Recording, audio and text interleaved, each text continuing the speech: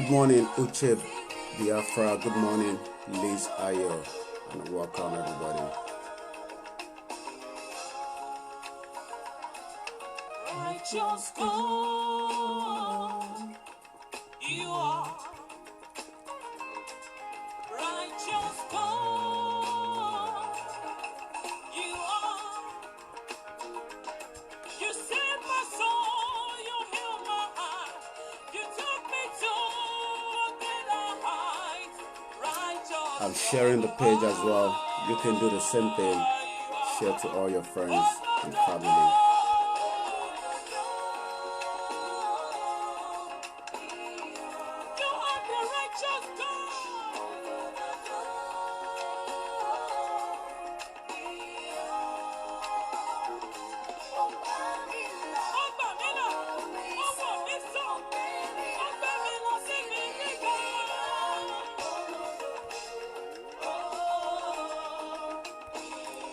Good morning, Paul. Good morning, Omolaja Babatunde Soyinka. Good morning.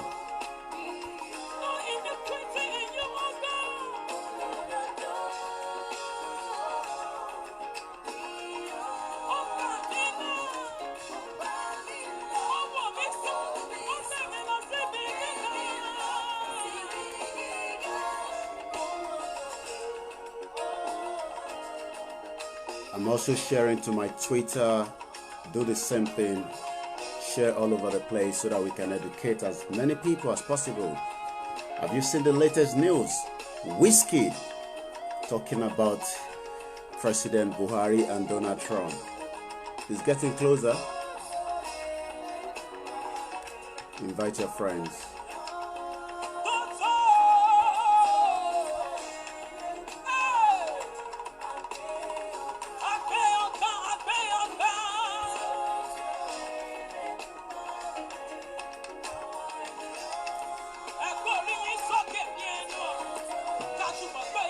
Good morning, Celestina. Good morning, Oris Odi. Good morning, Paul. Nelson Effiong, good morning.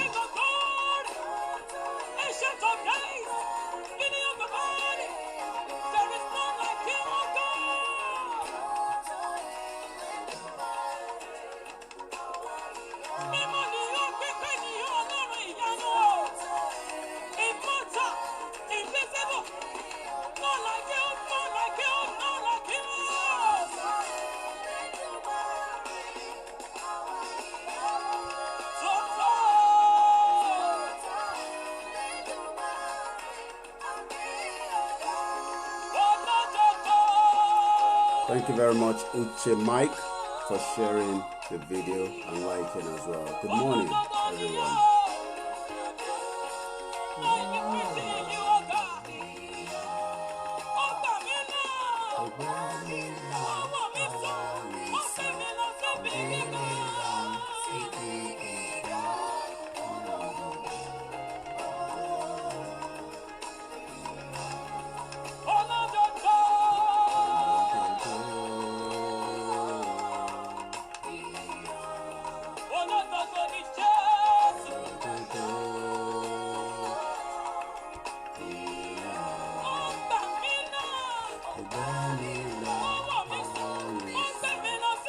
Good morning, Chinedu.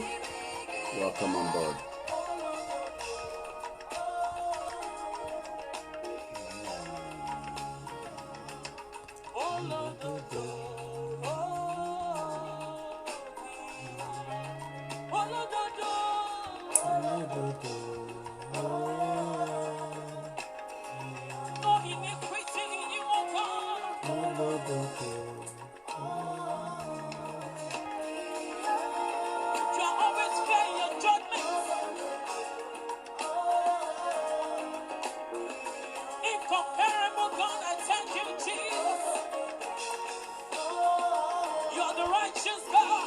And I say a very wonderful good morning from wherever you're joining the broadcast, whether you're going to be watching it live or you might come back to it later on at your own convenient time. Today, the second day of the month of June 2020. The time is exactly 6:42 a.m. right here in London, United Kingdom. My name has not changed. My name remains the same. Ola Yomi Koiki. Before we go into today's program or today's discussion, today enlightenment and education, so many people will continue to ask whether good morning, Sylvia, all the way from Kenya, one of our captain. It might not be a captain by the time we get ODUDUWA, but he will be training so many pilots and be working in the aviation industry. A lot of people might say, is this really necessary? Is this going to happen? You are just dreaming. But one thing I want you to believe, good morning, Omotola Doyin, is to continue to tell them that the same way that they said so is the same way it will eventually come true. Humanity is something that you cannot suppress. You can hold it for a very long time, but it will only take few individuals, collective of groups of people, and like-minded people to change things. And even regardless of that, I mean, a lot of you that know the history very well will know as Yoruba, which I am proud Yoruba man from Ogun State. Very, very proud. Yoruba has been in existence for 8,000 years. I don't know how come, those before us that did their own little bit were defeated, but we all can see that history, was something that the colonial masters used so many tricks to get into us. They've used us against each other as well. But I want us to play our anthem, and then we always love to play our Ewi, just to remind us who we are. We are Yoruba. A lot of obstacles that have taken place, a lot of things that have happened. Yoruba are also people that have been used to either be the blocking storm or doesn't allow things to move forward as we might want it. But one thing I could tell you is I could see the passion, the vision, of this generation, the Yorubas, from every part of the world, and including in Nigeria, ready to come out of this bondage. And we will come out of it peacefully. We will come out of it using every diplomatic, diplomacy that we might have to use. We will get in touch with people. We will galvanize people. We will educate people, which is what we're going to be doing on this, platform every time we come online as well. Good morning, Jeremiah, Sonny. Thank you all the way from Austria. Please, if you have to go to bed, for those of you watching us from other globe time zone, don't hesitate. You can go to bed. Be rest assured the broadcast will be there for you to come back and watch. And thank you for those of you that have been watching some of those broadcasts. The numbers is growing every day. Let's keep pushing it. Like I keep saying, your mainstream media, your TVC, your channels, your AIT, your whatever network, NTA, Radio Nigeria, VOA, your BBC Igbo, your BBC Hausa, your BBC Yoruba, all these are not going to be discussing what myself and so many other platforms. I could see that ODUDUWA TV is already running as well. For those of you that want to listen to that, please, it's only on Yoruba language. There's a lot of us that are coming out in different time zone, and discussion continue to be the same thing. Enough is enough. We, the Yorubas, want to get our own nation. We are not sorry about that. You shouldn't be apologetic about it. It is your right, also according to the United Nations law, that you might want to be a new nation. You don't want to be a citizen of a particular country. So don't ever be apologetic. Don't be ashamed by discussing this on any fora, on any platform, whether in your church, in your mosque, with your family, whether they agree with it or disagree with it. It is your right, and that goes as well with the Biafra. Those that keep saying that all this is an online conversation, it will eventually come true, and then you would have to apologize to so many of us when that time comes. Let's roll this, the national anthem. For those of you that have also, we've been taking a lot of your, that's why we love when people call in. We take comment down, we write it down. Someone sent me a message. He said, your background is not reflecting who you are. And as you can see, I told my children yesterday, and that is what we're saying from their mobile phone. The printer is a wireless printer. That is where we want to be in 21st century. Not a country that doesn't have electricity, a country that doesn't have light, a country that doesn't have power supply, whatever you might want to call it, a country that doesn't have borehole, a country that doesn't allow people to think straight. I mean, I sent my son, I sent him the picture on his WhatsApp, and right under his own bedroom, he commanded his younger sister to turn on the printer, and all he had to do, because a wireless printer, boom, and I said I wanted 2 copies, and I'm sure you can see the background there.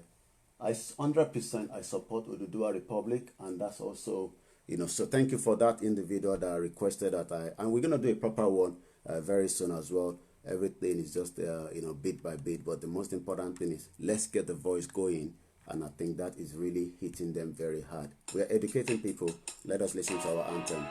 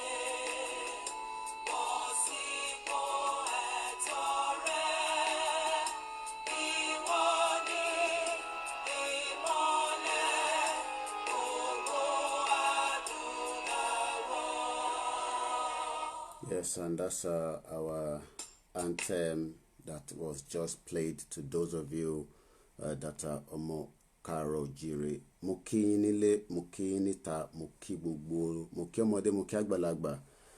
Mo sọ pé ẹ ṣé gan ni tí ẹ tún darapọ̀ mọ́ wa ní àárọ̀ yìí. Ẹ jọ̀ọ́ ẹ bá wa pín ètò ẹ̀ náà, ẹ má jẹ́ kó jẹ́ pé ẹ̀yin nìkan lẹ máa jàǹfààní ẹ̀. Ẹ jẹ́ káwọn ẹlòmíì náà jàǹfààní ẹ̀, ẹ jù síta, ẹ jẹ́ kó gbọ́ ohùn náà. Nítorí pé kí ni tó bá ní kó sọ pé ìwọ nìkan ló fi jàǹfààní ẹ̀, ẹlòmíì náà ní understanding tó ń ṣe, ẹlòmíì á máa ní kí nìkan tó ń sọ, àmọ́ tá bá ń fi àlàyé tá fi ń jomi ríra mọ́ra wa, àlàyé yẹn á ṣe kí ni, á kúnná dáadáa, bó ṣe jẹ́ nìyẹn. So thank you very much to all my sisters, my aunties, and every one of you that have been calling, so many calls and different messages. I have few audios that I'm gonna play later on. Thank you very much from one of our viewers in Plateau State. I will tell you and show you some of the videos to remind you that Nigeria has been a country where the Fulanis that a lot of you still believe are not very close to us. I will remind you of some of the atrocities that have been committed in Plateau State. Currently, there's still a lot of killings, which I believe is genocide. Christians are still being killed.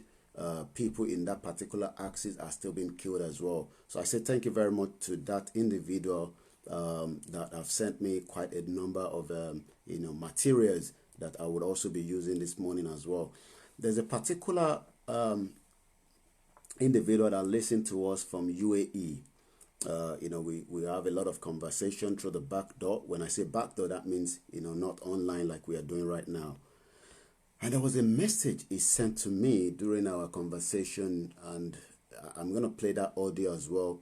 And you could see that a lot of Yorubas are not happy staying outside their country. But as we know, everybody has to make a living. Everybody is trying to make a kind of hustle or whatever a lot of you might be saying. greener pasture. That is why they've left their own home to travel miles away to make sure that they can survive, in this very difficult time. I hope I can get my brother Deji all the way from Lagos. You remember him? He spoke to us at some point. I'm going to send him a message so that I can invite him personally. Not Deji Adeyanju. This is another Deji in Lagos. A lot of you must have listened to him before. So I'm just going to do that quickly because I forgot to mention that to him yesterday morning.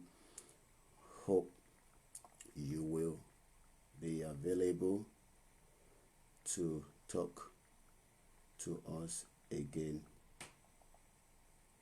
today. Let me know.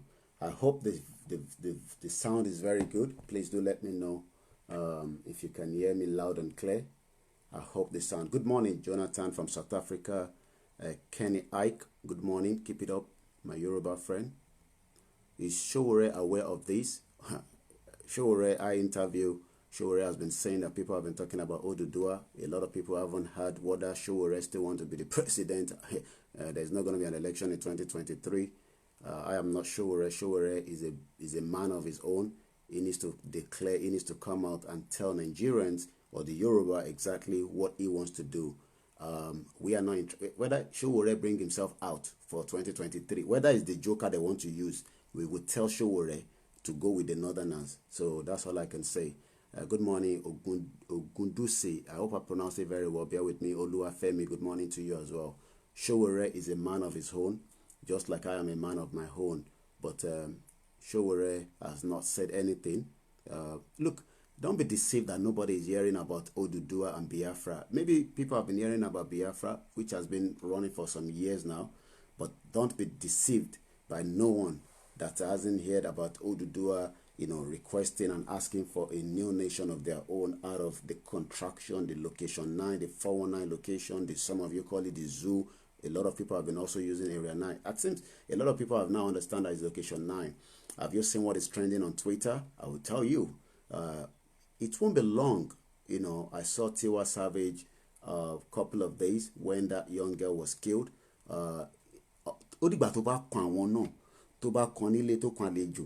Then they will be pushed. I'll show you what Wizkid said with to Trump and your President Buhari.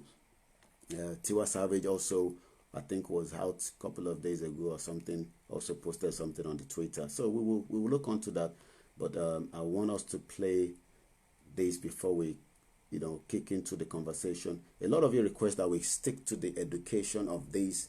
Educating our people, and when I say our people, always understand that my broadcast, as much as is for collections of a lot of people to come in and discuss and listen, but we are focused on the ODUDUWA, people at home, and those ODUDUWA that lives outside the country. They enjoy every facility, but they tell you Nigeria is okay. So that is where the message is going. But we appreciate those of you that are non-Yorubas that come in as well. Advice. But one thing is, the Yorubas that are working tirelessly, not just myself, we might not be going as fast as you guys want it. Doesn't mean that they are stupid. There's a lot of intelligent people. We have our leader. A lot of you might not seem like your leader, but we know who our leader is. Professor Banji Akitoye is leading the Yorubas and is doing as much as a lot with a strong team behind him. The Yoruba are sophisticated. I understand. When a lot of you call, I won't stop you from saying what you have to say. Oh, talk to your brother. Look, one thing you got to remember, not everybody also believe in Biafra. So everyone will work according to a different strategy. Your strategy will be different from ours. Yes, a lot of you might say we should work together. Some people might say, no, let's not work together. Let's work separately. One thing is, everybody's looking for freedom. And that freedom is not going to come easy. It's not going to come like they will give it to you. The Fulani doesn't want to leave Nigeria. Those countries like Great Britain that colonize us, we don't have to hide that anymore. They still also will not want us out of, that contraction that they've kept every one of us together. We don't look, there's nothing to hide about it. I know, everybody knows, this country is also enjoying a lot out of Nigeria. And I'm sure the pressure continue. One thing is, they will also have to understand that, look, this marriage this union has never worked. Even if you try to put in other spice into it, it will never work. It's as simple as that. So like I keep saying, the Yorubas have their own way. Good morning, Omotayo. Good morning, Josh. Good morning, Sonny, Jeremiah. So we have our own strategy. We have our own ways of how to do it. Yes, we will take advice. Doesn't mean that we don't have people that are also doing a lot. My role is to come out like this so that I can continue to educate those at home. And that is what we're going to continue to do. Let's just enjoy this.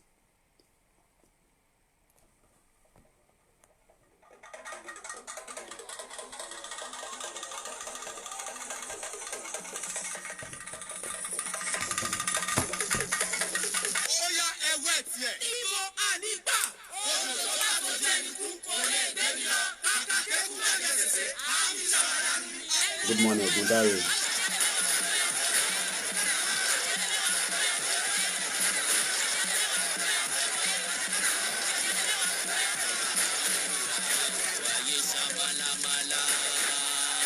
Latif, Muren Ishola, good morning.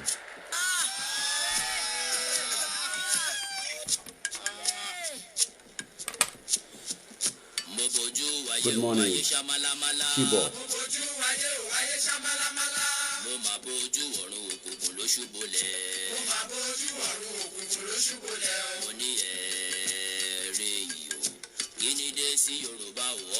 Good morning, George.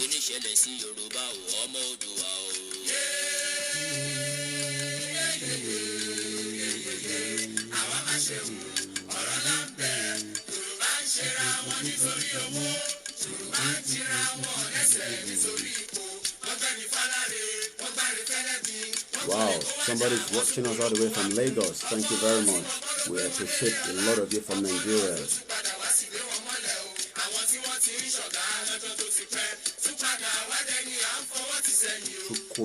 Chukuma, good morning, my brother.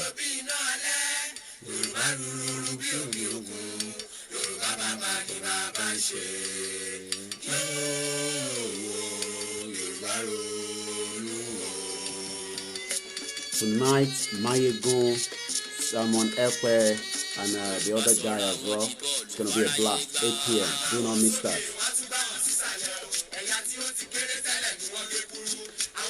It's 3-1 tonight. Mayego, Simon Ekwe, and the other guy as well.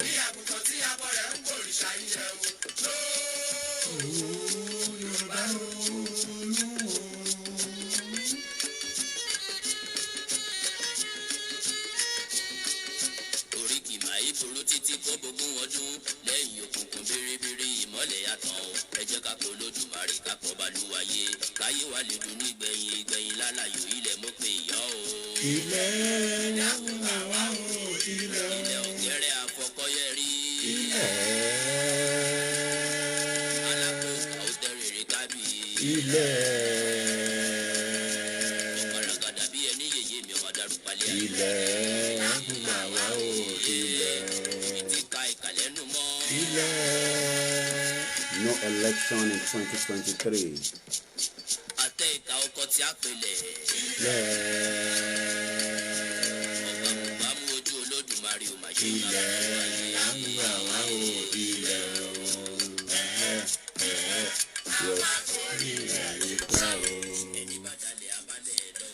Make sure you tune in at 8 p.m. tonight on Mayegu's Diary. Simon Ekwe, Clayton Udo, and Mayego himself. Trio convo on the looming end of Nigeria. Do not miss that. 8 p.m. tonight.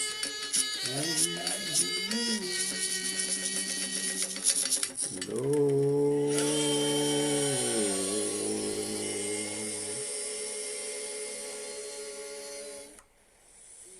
Bluetooth mode heavy on. Yes, and that is Yoruba Ronu, Yoruba Eronu. Let me play this audio that came from one of our listeners or someone watching us all the way in Plateau State, that got in touch with me yesterday, so that you can understand that it's not just about the ODUDUWA or the Southeast that are facing this bitterness, this injustice that have taken place in location 9 for a very, very long time. Everyone has been affected, and this is his own point of view of the situation of things in the last few years. And there's a lot of evidence that also I will be able to show you guys of the atrocities that have been committed, all the way in Plateau State by the Fulani herdsmen, of whether they are pure Fulani. And I'm sure a lot of you that are still thinking they won't overrun us, they were not in our village, maybe you guys are just making all this up. I've heard a lot of people say that Yomi, you are just making this up, these guys are not there, you don't have any evidence to that. That's fine, but we want to make sure that we highlight it so that by the time it gets closer to them, they will be sure that these guys are there. Most of these video is sent to me as well as far back as 2018. I can see Babajide on Journalist Hangout. This one was 27th of June, herdsmen killing in Plateau State. Journalist Hangout again, June 28, troops paraded alleged killers. There's another one, an estimate 500 persons killed in Plateau State in 2018. So when people say to you that we are the one that wants to start genocide, tell them that genocide has been in Nigeria for a very long time.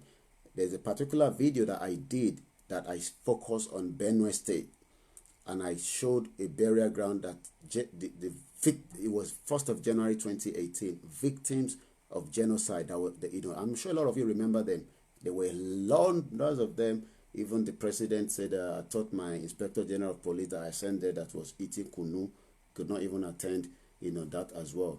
So there's another one here, Nigeria communion violence. This was by, there's one, Al Jazeera, leaves 86 people dead.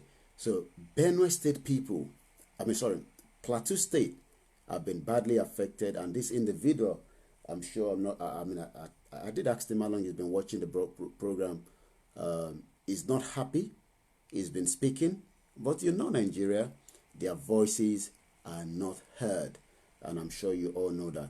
But I want to get that audio. I want to make sure I play the right audio because there's a lot of conversation that we had and I don't want to play the wrong audio. I think this is the audio. He said, and I quote, "Sir, in that very incident, after sending his voice note to me, I lost 18 people from my immediate family." Imagine 18 people wiped away, and then people say we should continue to be one Nigeria. I think that's it. Good morning, sir. My name is Joe. I'm making this voice recording to tell you what I've been passing through or what we have been passing through as a people, especially we in the Middle Belt extraction. We're facing a lot of persecution, a lot of elimination, especially precisely from my state, Plateau State. A lot. Every day we are recording number of people being killed, number of attacks. Villages are being attacked. People are being slain in their sleep. No one is waking up to say anything. The government is always giving us lip service that they will be on top of the situation. All those being arrested, some of them will be free to Abuja. Immediately they will be released. No any justice for my people, no any justice for this country called Nigeria. I lost my brothers, I lost my sisters, we lost over 300 people on a single night during the 2010 attack, March 7, 2010 attack in a village called Dogonawa in Jos Plateau State. Up to now, as I am speaking, no justice for those people. Even as I'm speaking to you now, we are still living in constant threat and attack. Invaders are trooping in. They want to take over our land, our ancestral land by force. We are fed up. There is no any law working for any Nigerian. People that are being killed, they are the one every day are being molested by the same government that's supposed to be protected. And their killers are walking scot-free. Even when they have been caught, most of them, they are still released. They still made their way free. The government is now protecting them. Then where is the one Nigeria? Why are we so much believing in an entity, in an enclave that is not giving us peace? It's not giving us progress. It's not giving us unity. It's not giving us a voice. The only people that had a voice is those that are killing us. Those of us that are being killed, you dare not speak against it. When you speak, the government come after you. Or even if you speak, they cannot do anything about your situation. And every day, we are being threatened in our own dear land called our country. Then where is the country we so much believe in? In fact, I fear it most from we in the Middle Belt extraction. If this country is moving on like this, where do we belong? Where did we belong? Where do we run from here? As it is, our situation is very pathetic. It's very bad. It's very terrible. It's very devastated. So many graves yards in a country called Nigeria. Then why will we so much believe in it? Is it working? Is it giving us progress? Is it giving us peace? Every day people are being killed in this country. And even the leadership is not doing anything. Rather, they will say they will get the perpetrators to book. The book they never brought to one person for justice. There are some of the killings that perpetrated, and some people come out to claim that they are behind those killings. A government who is called itself a responsible government could not get those people arrested, could not punish them, could not bring them to justice. Then where are we? Where are we heading to? That is my plight. We are not as a country as we think. We are just existing as a people. Every day people live in constant fear. Every day people live with the fear of unknown. What may happen next? Who may be the next victim? A survivor of an attack yesterday is a victim of today in Nigeria. He who survived today, he might be the victim of tomorrow. Then where is the future? So when I look at it, when I think about it, I am just 35 years, but I'm not even talking about myself. I'm talking about what of the little children I'm just giving birth to. If I could face this one, this kind of humiliation, this kind of barbaric injustice and attack onto my own life, then what makeup of a small child that I'm giving birth to? How his own future is going to be? How is his own future going to be guaranteed? I am so much angry about this. I'm so much unhappy about this. That is why I don't look at this thing like one Nigeria working. I don't look at this thing one Nigeria giving us peace. I don't look at this thing one Nigeria giving us progress. I hope Nigerians, our youths, we are going to wake up. We are going to look into the face and begin to stare the monsters in their eyes and tell them enough is enough. Enough is enough. We are fed up. We are tired. We have gone so much. We have seen a lot. And it is time for us to do and ravage. If we really want to survive as a people, we really need to know where we are coming from and where we are heading to. The more we leave it to the hands of these ones called elites, then we are all gone. I played. Sorry, guys, I have to keep a close ears up there because the little one are up there, and should I hear any sound that they are awake, I need to rush up, and I'll just let somebody call and take over the show for a few minutes. I listened to that audio.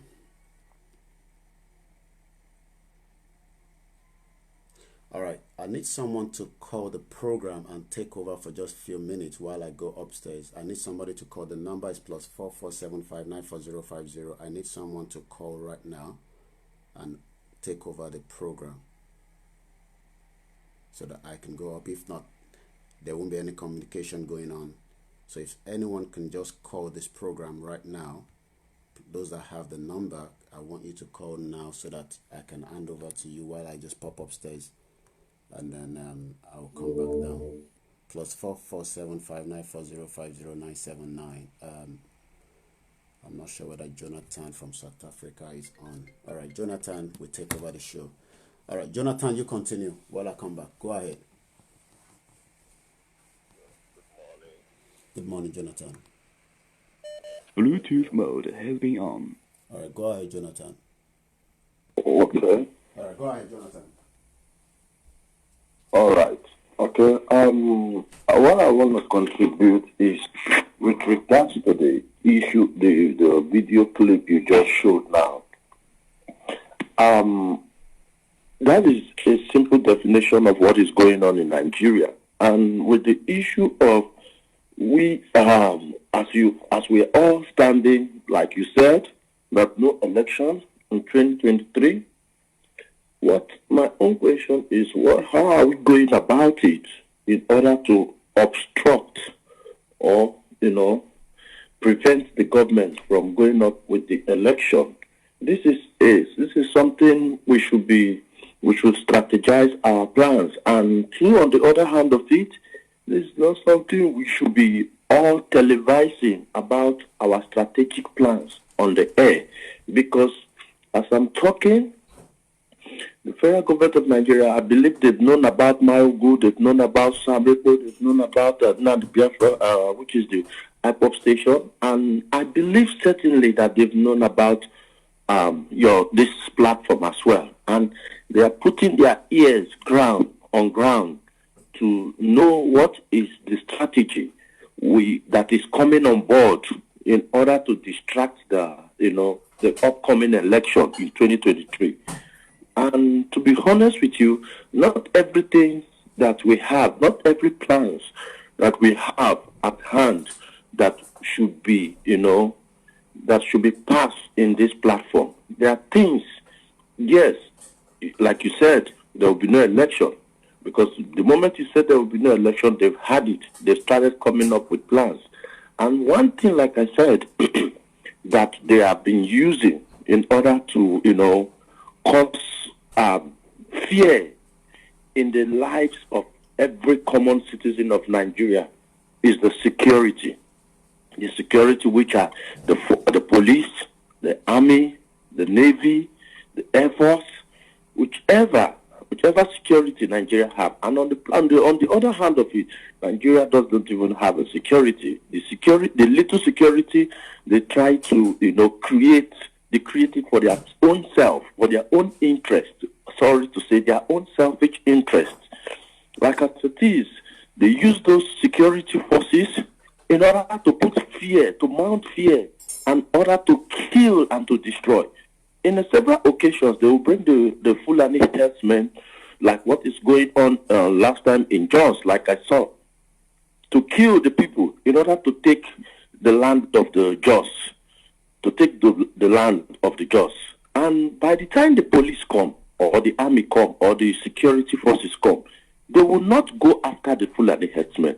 They will just, they will start more like standing in the middle of nowhere, of nothing to provide, no effort. So what I'm trying to say is, the security forces, as it is, thank you very much, Jonathan. is what the government are using. Is what the government are using. And that is the same thing the government are ready to use when the obstruction for 2023 election comes up. That is one thing I just want us to have in mind. Okay. They have no other means in order to prevent the obstruction of 2023 election than to use the police and army and their own security forces, which they've been using for several years out of their own selfish interest. You understand? understands me. Yeah. So what I'm trying to say is we have to have a proper strategized plan, and not every plan we have to come up on air to talk. Because whatever I believe that they use what they hear from you to counter you. That's the way Nigerian government. I'm a born Nigeria. I know how Nigeria, how they road, how they plan their road. What they hear from you is what they use against you. Otherwise, if you keep them on a dark spot, you make them become like a layman. They don't even know where you are coming from. So, like I said, as it is now, your program is causing a kind of big threat to them now, as I'm talking to you. Your program is there, Sameco program is there, Mayagu program is there, Heritage TV is there, iPop TV is there. These are people. So one thing again I want to suggest again, like we are dealing on the educational aspect of our people at home, in order to get them informed properly about our intention. We should also ensure that maybe on one or two topics that you must come up with in the part to try to see how we can meet the clergy, the imam, the pastors. You understand? Pass an information with them, because I had one speaker. There's a lot of work going on that as well, especially from here in London. But I do know that there will be like a stumbling block between, especially these ones, like they have this. Maybe the churches that are not really linked with their big branch headquarters, if you want to put it back in Nigeria, will go ahead with us. But the ones that have the affiliation of their headquarters in Nigeria will be very difficult. But we're already working on that as well, strategy as well. Yeah, because I think it's, as far as I understand, there's only few churches that have the affiliated branches, which is like Redeem, ODUDUWA Church, which is we have a lot of small churches living, that are flamed up here in UK as well. That they probably will go along with us. Go ahead, Jonathan. Yes, go ahead. Yeah, like I was saying, you see, try back at home, because the guy said the point, which I buy with all my heart. The guy said, if a pastor can come up and tell the congregation that Nigeria is not working, they are ready to listen to him. Definitely. So I must tell you, to be the honest truth, Nigerian citizens listen to the pastors more than the president. Yes. Yeah. So if because I can see, even when it's not as if some people are above the law. I could remember when they said that we are facing the coronavirus cases of shutting the church down. Excuse me. Some churches still go ahead to open, which is much like above the law. It was just a force and an instruction. That is why they closed down. On the other hand of it, the masses were still crying for them to open the church. I know. So what am I trying to say? We should try as much as possible to see how we can be able to carry the churches, the mosque, the religious people along, let them know. But one thing I want you to understand is this. Most people who want to involve, most imam wants to involve, most churches wants to involve, but their greatest fear is what will come after them and who will protect them. Is the citizens, will they be able to stand and protect them? As in, for example, maybe somebody like Adepoye come out and say Nigeria is not working. Like, I think ODUDUWA is the best option, being a Yoruba man, which I understand. ODUDUWA came out, which is the man from Ogun State, said Nigeria is not working. Let's just, divide this thing. My brother, to be honest with you, that same night, they will send some DSS to go and pick him up. Because he's like a front man. Yeah, if he's I think the point is still good, but what we can do is to put the pressure from outside again with the churches and the mosque, because that's why I said we might not be able to go along with the big player, but doesn't mean they're look, one church here is almost going to send a signal to another church in Nigeria if they can start talking about that in their Sunday service during their programs. Same thing in the mosque as well. And I can assure you, from my own, I have a lot of my close family friends that are Muslims that are here, elderly, that are already listening to this. A lot of them agree with it. It is now for them now to also start communicating this right by the time, the churches and the mosque get open here in United Kingdom as well. I mean, I have, so many people that watch it that are Muslims and Christians, and a lot of them have been saying to me, they've been talking to their pastors, around it as well. But let's wait and see how this plays out. So thank you very much, Jonathan. I'll bring you back in. I want to quickly finish up with that video because I was playing the audio. So we'll come back again to you. But thank you for holding on for that few seconds. I appreciate it. Do not call, guys. Let's roll that video. You've heard the voice of that guy from Plateau State, but now let us watch the video of part of those incidents. This was in 2018. An estimate 500 persons killed in Plateau State. It is not me saying that now. At least you believe, those of you that still believe in your one channel's television said so as back then. Let us enjoy that audio video, and then we will come back again. I hope you love my background this morning. For those of you that also requested that we have something similar to that, but let me play you this, and then I'll come back again. Let me increase the volume, and then we take it now. Okay, what happened there? Okay, I think the other audio was not released. Okay, the speaker one was not released, so let me take that off and go back here. Now, those who are appalled by the sight of mayhem, death, and destruction, and those who encourage it.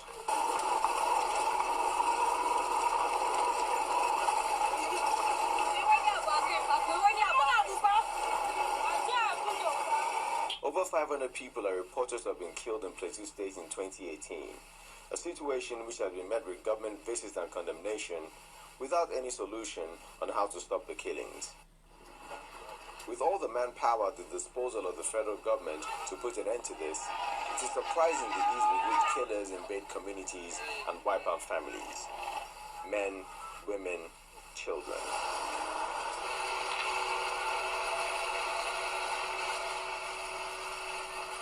This latest attack, where 86 people are reported to have been killed, raises questions on the ability of the security apparatus to protect lives. It cannot be that there is no answer on how to put a stop to this. It only takes conscience and willpower. Because the establishment of Plateau State in 1976 by the then head of state Murtala Muhammad must have been for the prosperity and unity of the nation. Oroluwa Shonibare, Channels Television News. Okay, that is that one. Let's come back to this one now. Okay, I think that's another one. Is it coming up? No, I don't want you to roll that. Stop posting on social media. Keep quiet, please. All right, let's also, I think it's the same thing. I think we got the gist of it, but let me see this one from Al Jazeera that picked up this as well. Plateau State are still smoldering. The entire state is in mourning. Old fears of violence and reprisals reignited. We were living in peace before this attack. Now bodies litter our villages. You can't even get to your farm without being attacked or killed. Many travelers are caught in the middle as angry youths barricaded roads, singling out people they thought could be linked to the attackers. A curfew was imposed, but did little to contain the anger or stop the thirst for revenge.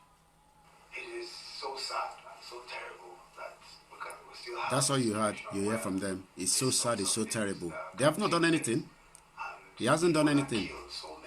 They just speak grammar and English. It's very condemnable that the president... It's condemnable, but what have they done to it? ...statement said that whatever it takes, we must ensure that we not only arrest and find all of those who have done this very heinous, who have committed this very heinous act, but that they are seen to be publicly punished. It's all lies. Actions. You heard the guy? Has always been a flashpoint, an area where the north meets the south of Nigeria. Conflict between indigenous farmers and semi-nomadic cattle herders are frequent, so also are ethnic and religious clashes. Even so, the recent violence by far is the worst seen in the state in many years. President Muhammadu Buhari has promised justice. There's no justice. Let me just post that. So it's all lies. So thank you very much to that our friend and brother that sent us that audio all the way from Plateau State yesterday with some of these. We will continue to highlight. These are some of the reasons why a country like Nigeria needs to break up peacefully so that people can live peacefully as well, because some communities have been badly affected. People have been badly affected. The next audio I'm going to play before we go into how do we continue to educate people back home? What are the things that we need to tell them? What do we do more so that they can understand that the only way out of this location 9 is to disintegrate, and then people can start thinking and having a better future. I mean, people are waking up every day with no hope. There's just no hope. There is no hope. People are just waking up, going to bed, waking up, going to bed, with all lies from the government machine saying, oh, they are building this, they are doing that, Lagos is working. It's working for who? I've seen a picture I'm going to show you later on my Gun's diary of the former daughter of, the Oyo State governor. I can see that in front of me. I'll play that. I'll show you that that audio in a minute. But this audio, that picture is on Maigun, the former governor's daughter, how she has exclusive bags and all. They flaunt all this to you guys at home on social media, and to you, you think it's normal. I'll come back to that. But this audio was during a conversation I had with this brother in UAE, where he's currently living. He has lost his job. He's got family as well in Nigeria that he's taking care of. He's a Yoruba man, a proud Yoruba man. Probably is watching me. So this next audio came from him when we were having a conversation, and I saw the pain in him in that audio. I'm going to play that audio now, just looking for it. Thank you very much, Uche from Switzerland. I realized that you called as well when I was trying to ask somebody to take over while I was quickly taking care of other things upstairs. Where is he now? And this is the kind of pain that every Yoruba man, Yoruba woman are going through, either inside the country or outside the country as well. So if you think about somebody like this, that is not even in Nigeria, have this kind of pain in him, you can only think about somebody inside Nigeria as well. I want to be sure I play the right. Okay, I think it's this one. All right. What happened was, because he has been saying to me that those within that region, the middle belt, like we call it, which is what this audio I played earlier on, he has been already saying that, look, we must make sure that we carried everyone along with this agitation. We need to know who they are. What are their own experience as well? And it was a good thing when that, caller from, Plateau State sent me a message. So I sent him the voice note, and this was his response after he listened to that same audio from Plateau State that I just played to you guys. This was his own response back into that audio as well. Shayomi, I regret that I am a Nigerian. I'm telling you, oh my gracious, we need to do something about that stupid country. I'm really not happy at all.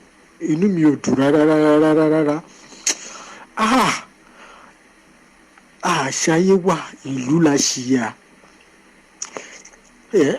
Kọ́lọ́hún jọ kó jẹ́ kí iye àwọn ọmọ Yorùbá kó tètè sí nǹkan tí wọ́n ṣe bí wọ́n ṣe ṣe ní 1993 nígbà t'Abíọ́lá kí wọ́n dìde.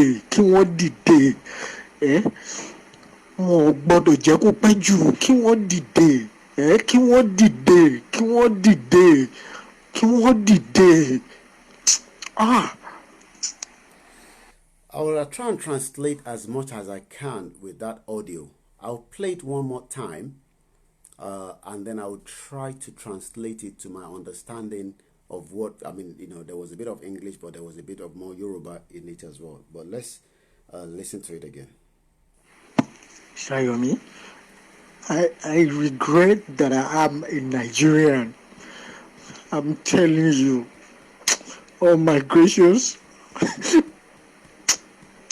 we need to do something about that stupid country. I'm really not happy at all. I am not happy.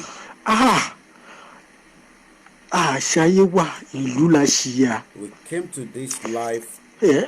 Kọ́lọ́hún jọ kó jẹ́ kí iye àwọn ọmọ Yorùbá kó tètè sí nǹkan tí wọ́n ṣe bí wọ́n ṣe ní 1993 nígbà t'Abíọ́lá kí wọ́n dìde wọn ò gbọ́dọ̀ jẹ́ kó pẹ́ jù kí wọ́n dìde. And that's these are part of what I receive every day, the pains of people that are just in their own little corners. And somebody said to me, Yomi, one of my friends, when is the passport going to be ready? I said, well, just be patient. We have not even get to that stage yet. That is how people are ready. I'm going to show you this daughter of former governor of Oyo State that I've just picked from Mayegun, and then we can open the phone line, and then you guys can start rolling in as well, and let us get your views on how to educate our people. I'm sure those of you that are men or women on this platform would know the cost of some of these. Okay, let's see, we got a caller in. Just hold on, caller. Just hold on just hold on, please. You can see the bags. You need to mute your device at the background because it's coming back into the broadcast. This is what they do, right? This is the former governor of Oyo State, daughter. I'm sure you all remember constituted authority, the Oyo State Onifila Gogoro, and this is what they do. That's one of the daughter do all this on internet, so that those that don't have would then have to either go and kill somebody or steal as well. Thank you very much, Francis from Dublin. I could see you right there. I think we have a caller that have joined us. Let us also remember that we want to focus on the topic of the day. Yes, you can also touch on other areas because we want people to... good morning, my auntie, my big mommy, Riskat Okwere, for watching as well. All right, go ahead. I was not reading the comment earlier on, but go ahead, caller. Your name, where are you calling us from? Good morning. This is Kayode Ogundare from Maryland. Kayode Ogundare from Maryland. Ekaro, good morning, my brother. Go ahead with your contribution this morning, please. Koiki, I've been following your program, and this is what you're doing. You're doing a great job. I really want to thank you for what you're doing and the decision and the choice that you have made this far. And I just want to say that I myself, as a ODUDUWA, ODUDUWA, I really thank you for what you're really doing, because it's not an easy task. But I believe that, the Lord will strengthen you.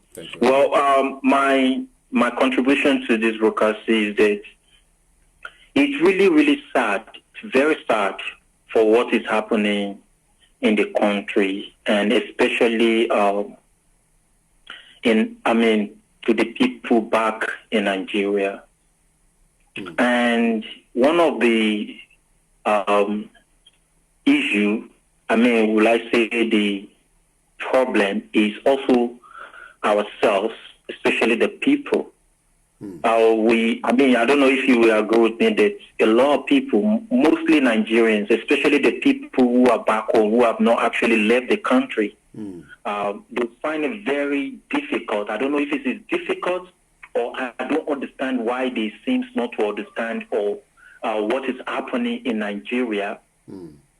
If we talk about the election in 2023, I don't know if I believe that we're making progress. We're making progress because I myself, as I am, I'm tired to be in Nigeria. Even when someone meets me and say, "Where are you from?" Even when they look at the passport, I just let them know that, listen, I'm an ODUDUWA. And they're like, where's that? I have to actually explain myself properly to let them understand that Nigeria is not a name of a country. It's a name of many nations. So I have to make that very clear, because, the name Nigeria, it's not something that anyone, I don't know if people who are outside the country want to see themselves as a Nigeria. Because, we look at what is happening. The country, it is impossible. They can deny it, They can oppose it. They can refuse to actually join this movement. But the fact is that Nigeria can never work. It can never work. Nigeria has actually been dead for a very long time now. I can say this. I will speak for myself. People, most Yorubas, especially the Yoruba leaders that have been governing the Yoruba people since the independence, not all of them, but most of them are the problems. Because they are not fighting for what is right, they are fighting for their pockets. And now the youth don't care about the future of the country. All they care about is they want to drive the most expensive car, beautiful house, clothes, Versace, and all those things. That's what they think. What they don't understand is that those things are things that are achievable.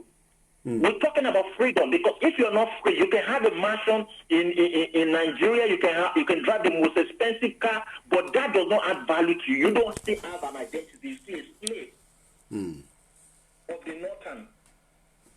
So the problem, I mean, what you said there, that how do we actually educate those people at home? I think that's a very important topic, because the people at home don't see what we see. You're right.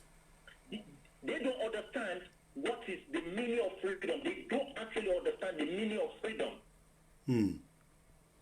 Because if you go to Nigeria now and you speak to someone, I mean, my friend went to Nigeria and he was telling me that they were inside the vehicle, and when they saw the army, they were panicking. They were like, Ogami, sir.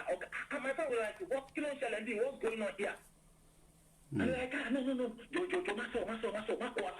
You know, and I listened to him, and I was like, you know, because people don't know their rights.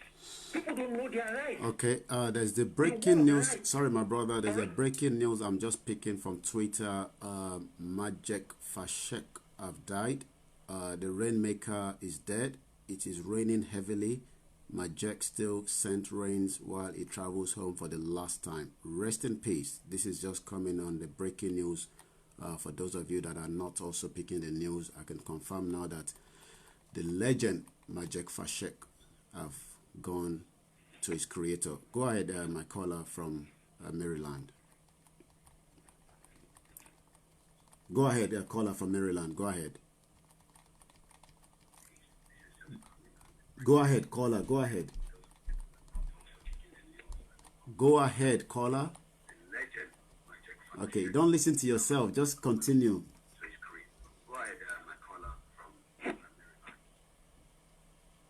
So it's really, really sad.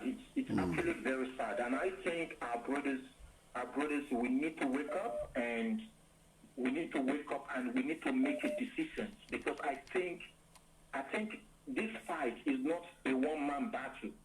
This fight, all of us, though there will be some people that will be against it because of their selfish interests. But trust me, the truth of the matter is that if a person who's not ready to die cannot join this movement, that's the fact. A person who is not ready to die, you cannot. If you have to think for yourself, then it means that you are not ready. Because this movement is not about me now. It's about my grandchildren, my children, my grandchildren, my great-great-grandchildren. You're right. And if I'm not, our fathers and our forefathers, they are very lazy. They are lazy people. Oh, yes. Very lazy. They are scared like rats. Oh, yes. And that is the reason why we are in this situation today, because many of them flew. Many of them, they ran to what's it called, the neighbor, the Kosovo, the Benin Republic. Many of them, they ran out of the country instead of them to stay and fight for our future. But they couldn't do that. They left. So now, if the youth also choose the same route, it means that at the end of the day, our great children, they are going to be a slave. So if anyone who is joining this movement, who wants to join this movement, if the person has not made up his mind, if you are still wherever you are, you see, all you think about is how you want to move to one country and another to make money, and those things, those things are bygone now. It is time that we have to think properly, and you have to make up your mind. You must not fear death, because already we are dead. We are dead. The Nigerians say, oh, you might say that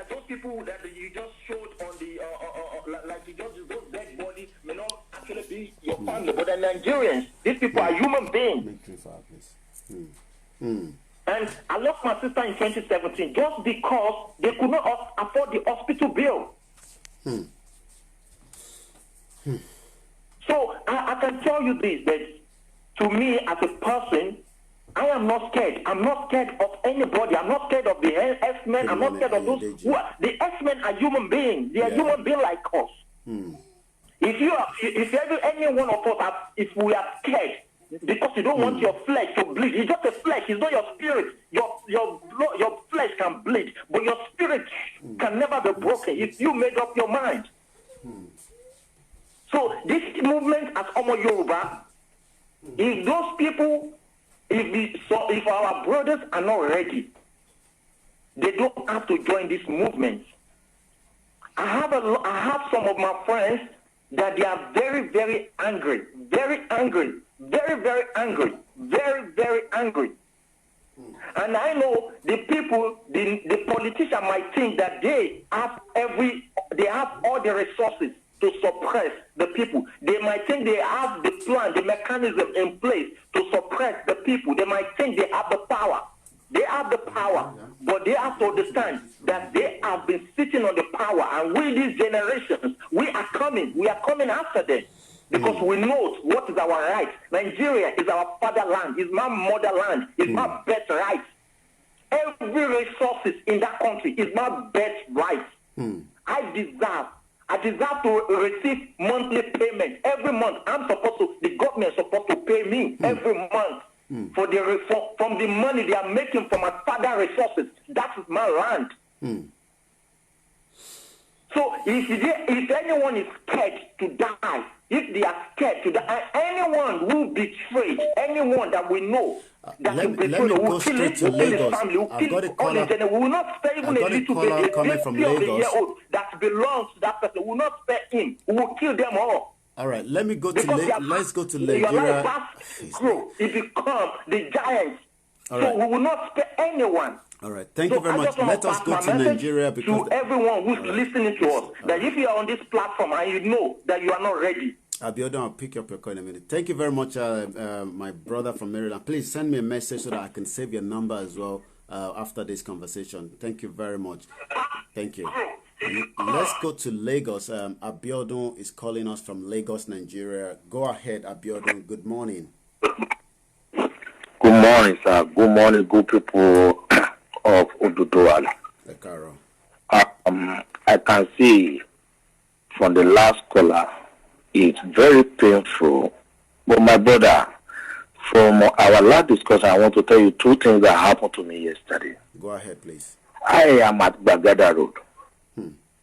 I'm trying to tell people about this ODUDUWA, how these people have been afflicting us and our forefathers. That it is high time for us to fight for our rights.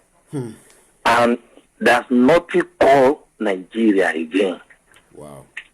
Started showing them the reason why we should go separately. A man sitting beside, at the opposite side, he brought his own car too. The man rose up. I started fighting. What do you mean? You these people. What do you mean by this? We don't have anything to do here. Nigeria can never be separated. However, we do that. And I told him, I said, Oga, who are you? What are you doing? Maybe you are one of the politicians. Believe me, the man stood up, facing me like he knows me from somewhere before. Ready to fight. And people really fight, I'm telling you. That Bagada Road.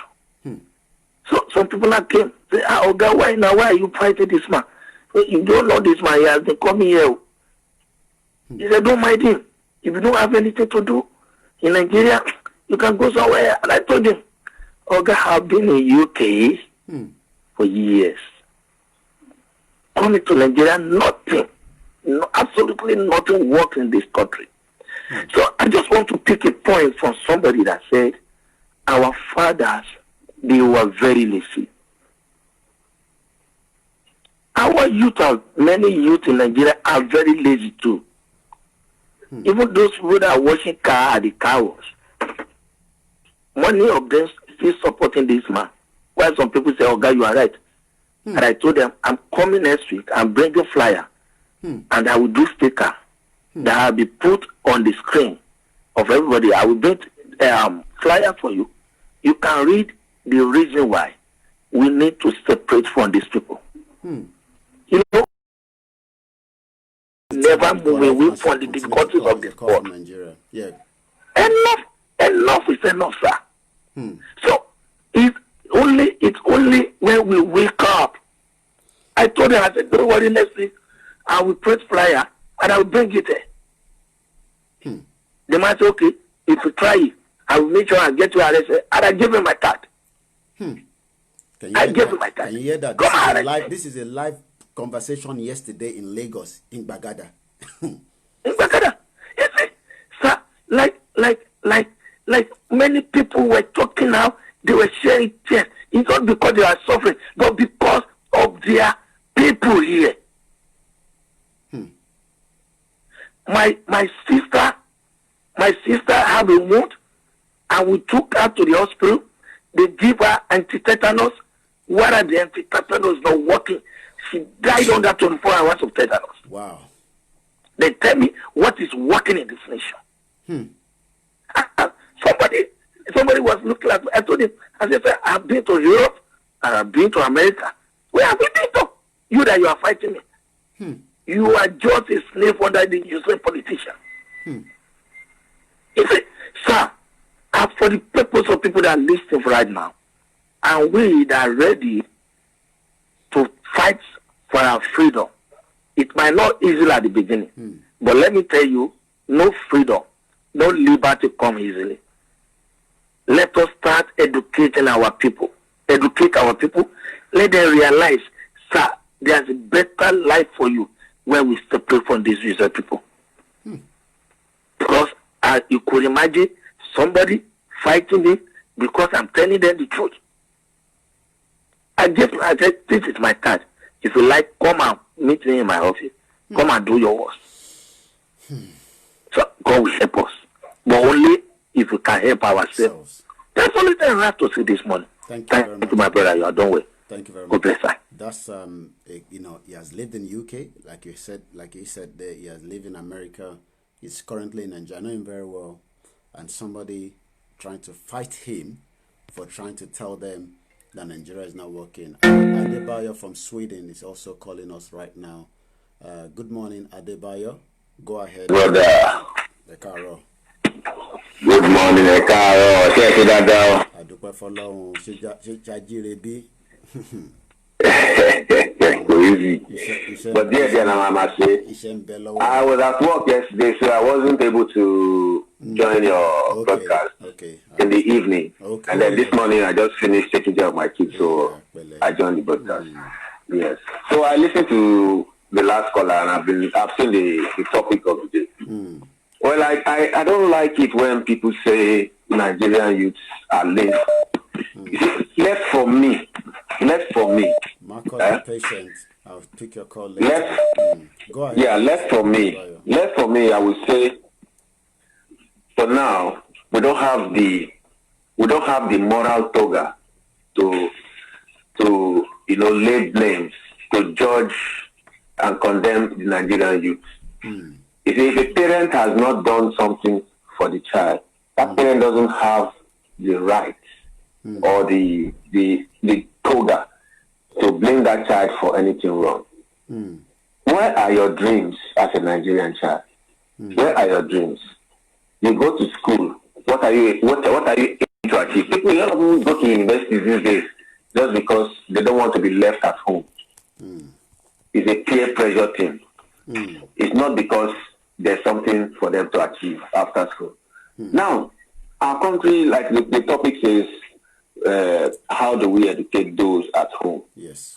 Sometimes too, when we who are outside, we are the educators, because by the mere fact that we are exposed is enough education that nobody, no matter your pedigree in Nigeria, you will never get that education anywhere unless you are exposed. Because being in a better environment, your senses, you don't need to study it. It's something you feel.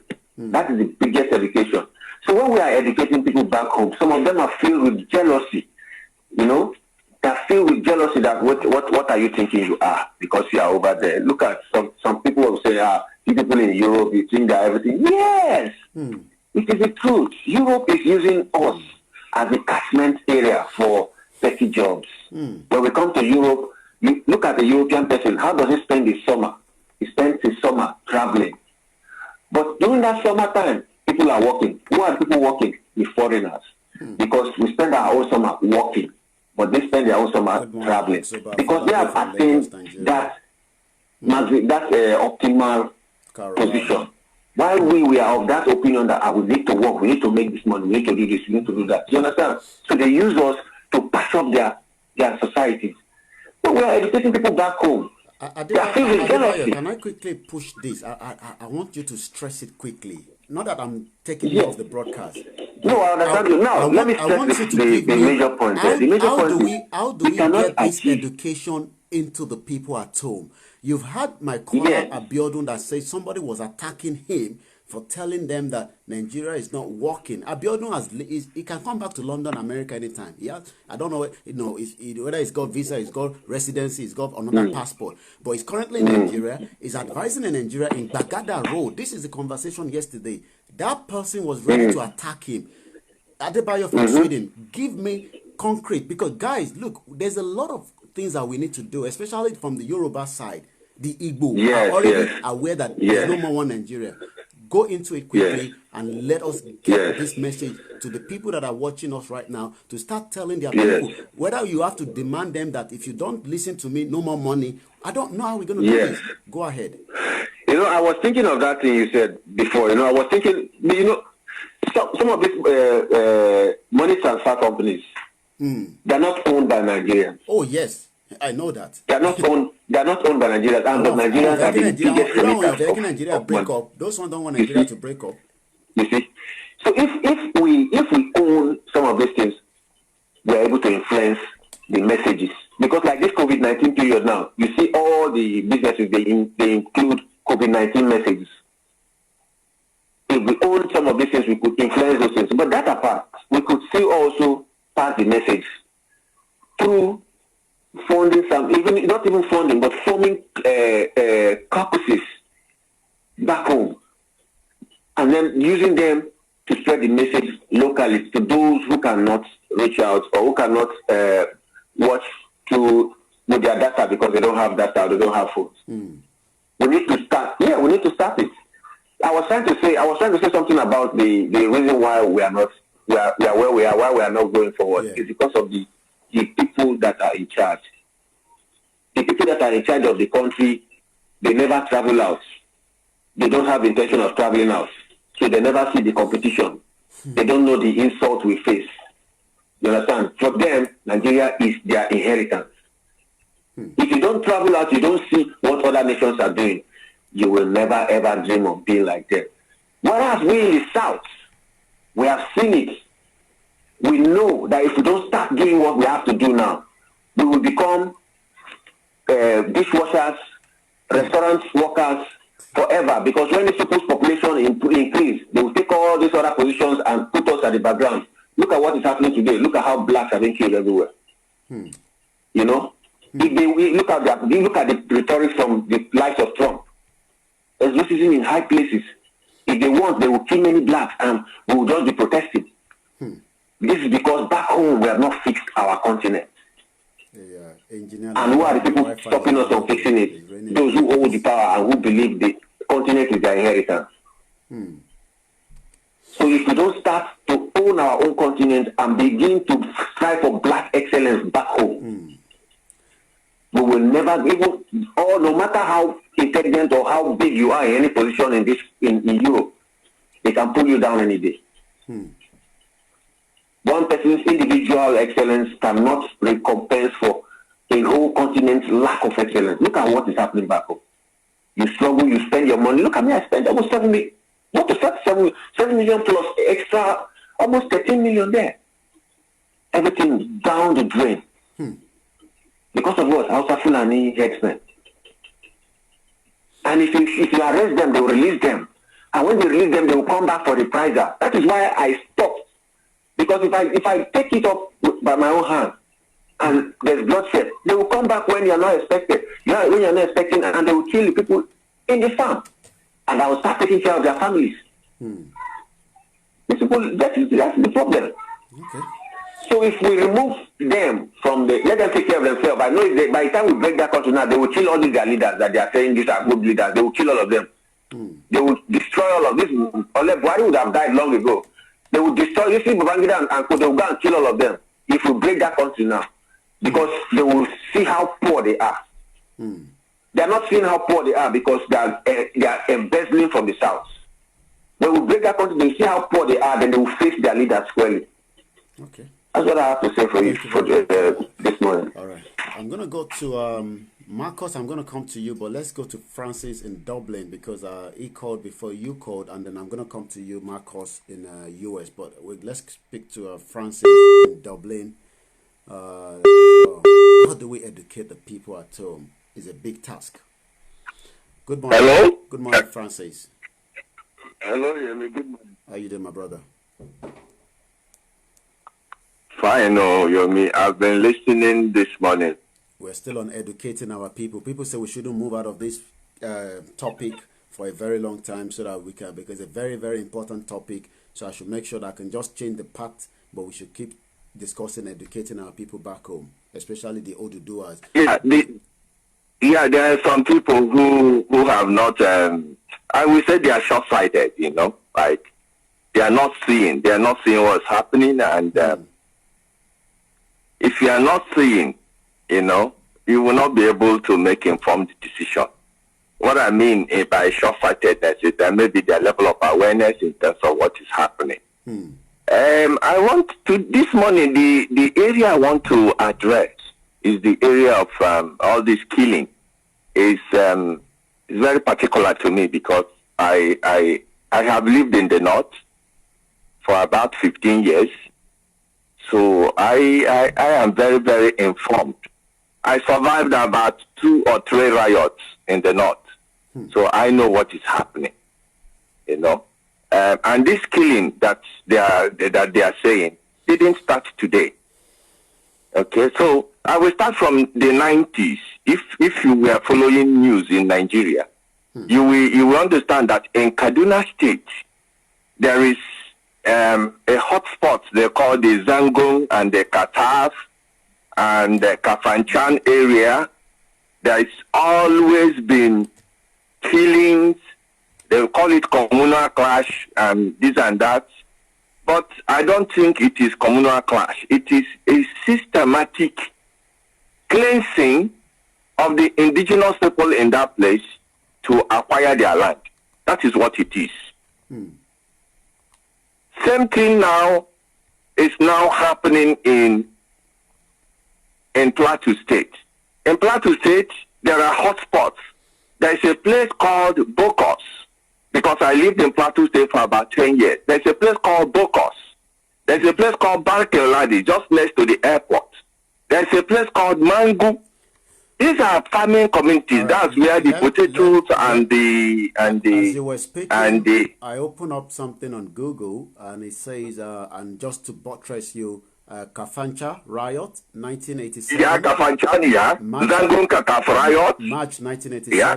Spillover of Kafancha riot, March 1987. Yeah, so that's to tell you it didn't start today. And I want to tell you, okay, yeah, clash between Muslims and Christians. Kaduna is, when we are talking about defense in Nigeria, defense, Kaduna State is the headquarters of defense in Nigeria in terms of army, Air Force is there, police is there, okay?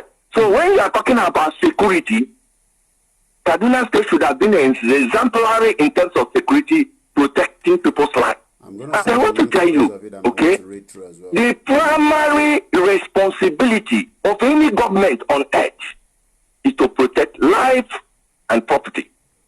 Okay? Yeah. So look at what happened in Minneapolis.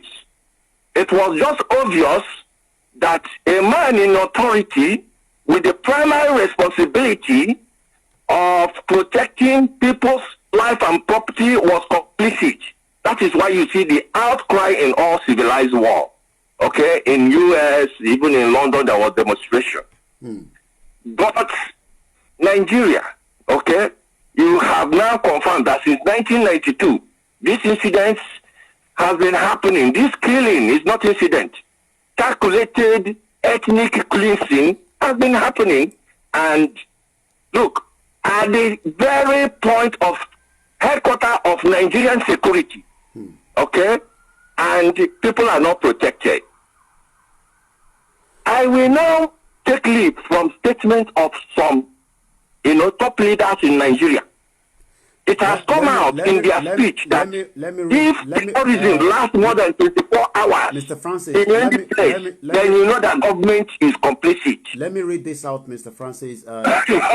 Zango Katafa crisis in Kaduna State. Zango and Katafa are two villages of the same community in the southeast part of Kaduna State in Nigeria, located about 230 kilometers from the capital of Kaduna State. This community consists of nearly 50 autonomous villages. The south of Kaduna, where Zango and Katafa communities are located, occupied by volatile position in the history of communal and conflict and tension in the northern Nigeria in the 20th century. This area has experienced complex conflict, sometimes violent, and especially taking the hypothesis of the ethnic form. Closely related to this point are questions of social equality, citizenship, community right, social democracy. All this took place in a rural area and represent the global problem experienced in Nigerian society. Go ahead, Mr. Francis. See, you see, sometimes, when journalists are writing, they will just be writing lipstick. They don't make it look beautiful. Look, the summary of it all is that there are indigenous people that own the land. Just as what is happening now in Olufalaye's farm. Yes. You have your own farm, and somebody will just come and bring in cattle and say, eat the cassava there. So if you own the farm, you will not be, it's heartbreaking, So that is it. These people are indigenous, they own the land, their parents have lived there for maybe 8,000 years, and somebody is coming from maybe Fotajaro with his cattle and want to take over your place. That is what is happening. Okay? Same thing is replicated in Plateau State as I'm talking to you now. Because these are farming communities and their land is somehow fertile. They have a kind of, the average rainfall in those places in the north is very, very regular. They produce and that is how they sustain their living. So now their life is threatened. Their very existence is threatened. And I am telling you, based on the statement of a general that says that, I don't want to call names, but it is there in the paper, if you search, you will see. Yeah, I know, I saw it. That if terrorism or riot lasts more than 24 hours, then know that there is a government involved in it. Okay? So this thing has been there. It has been there, it's not today. In 2000, there was riots. They killed people. Each time there is anything, even if there is somebody that demonstrated or did something about religion in Denmark, they will kill people in the villages in Nigeria. Okay, at any slightest excuse, they just attack. Okay, so now, what is happening in Plateau? Plateau 2 is another security zone. There is a big barrack called the Rukuba Barrack in Jos, in the heart of Jos there. So you won't say that there is lack of security personnel.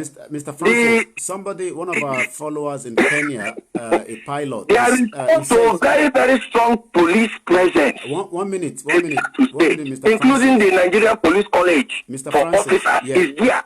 Air Force is there. So there is no way you say that because there is lack of security and the people are being murdered every day. And it is when all these things finish, they will put in army and put coffee. That's exactly what my follower in Kenya says. He says, and he's in Kenya, is a pilot. Kaduna should have been the most protected, but it is opposite. We have same thing with Plateau State. We have the Air Force base. If you want to talk about the Nigerian Army strength, you talk about Rukuba Barracks.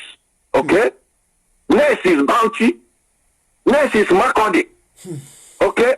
So this is high security spot. And if people are not protected in those places, I am telling you, my brother, nobody is safe. I want to quote T.Y. Danjuma. He said in one of the conferences he came to the ODUDUWA state to just interact with people. He said, if I open my mouth and tell you what I know, that no Nigeria will be sleeping. For such a statement to come out from somebody like T.Y. Danjuma, who stood and fought for one Nigeria, it's an indication that, look, we're in a failed state. Wow. Do you understand? So when you listen to those top actors of the Civil War, including Gowon and the rest of them, and I'm telling you, Plateau State is a state of generals from Jeremiah Osoni. Gowon is from that state, and they are killing people there, and they are not saying. So that is where I even question the leaders. Just like what is happening now in the south.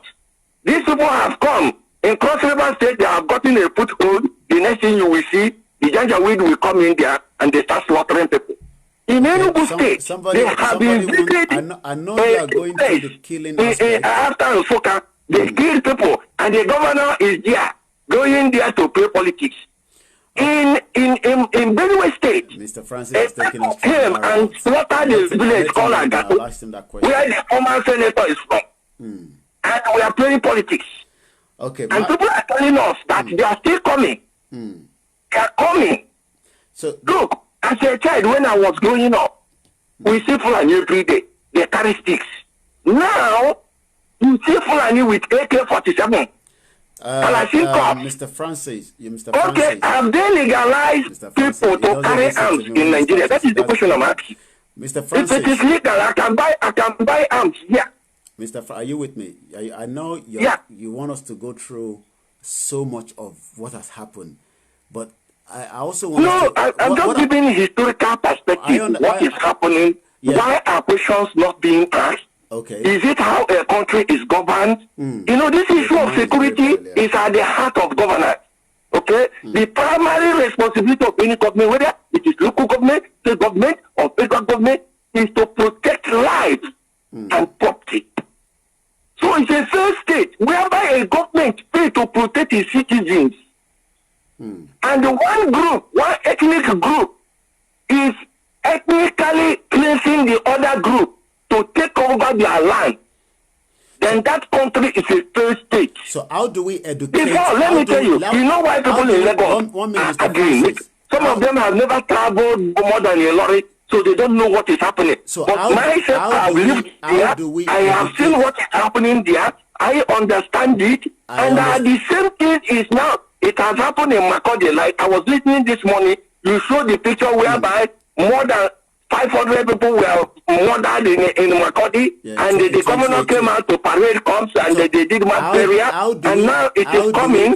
Now it is coming down to the west. It is also coming down to the east.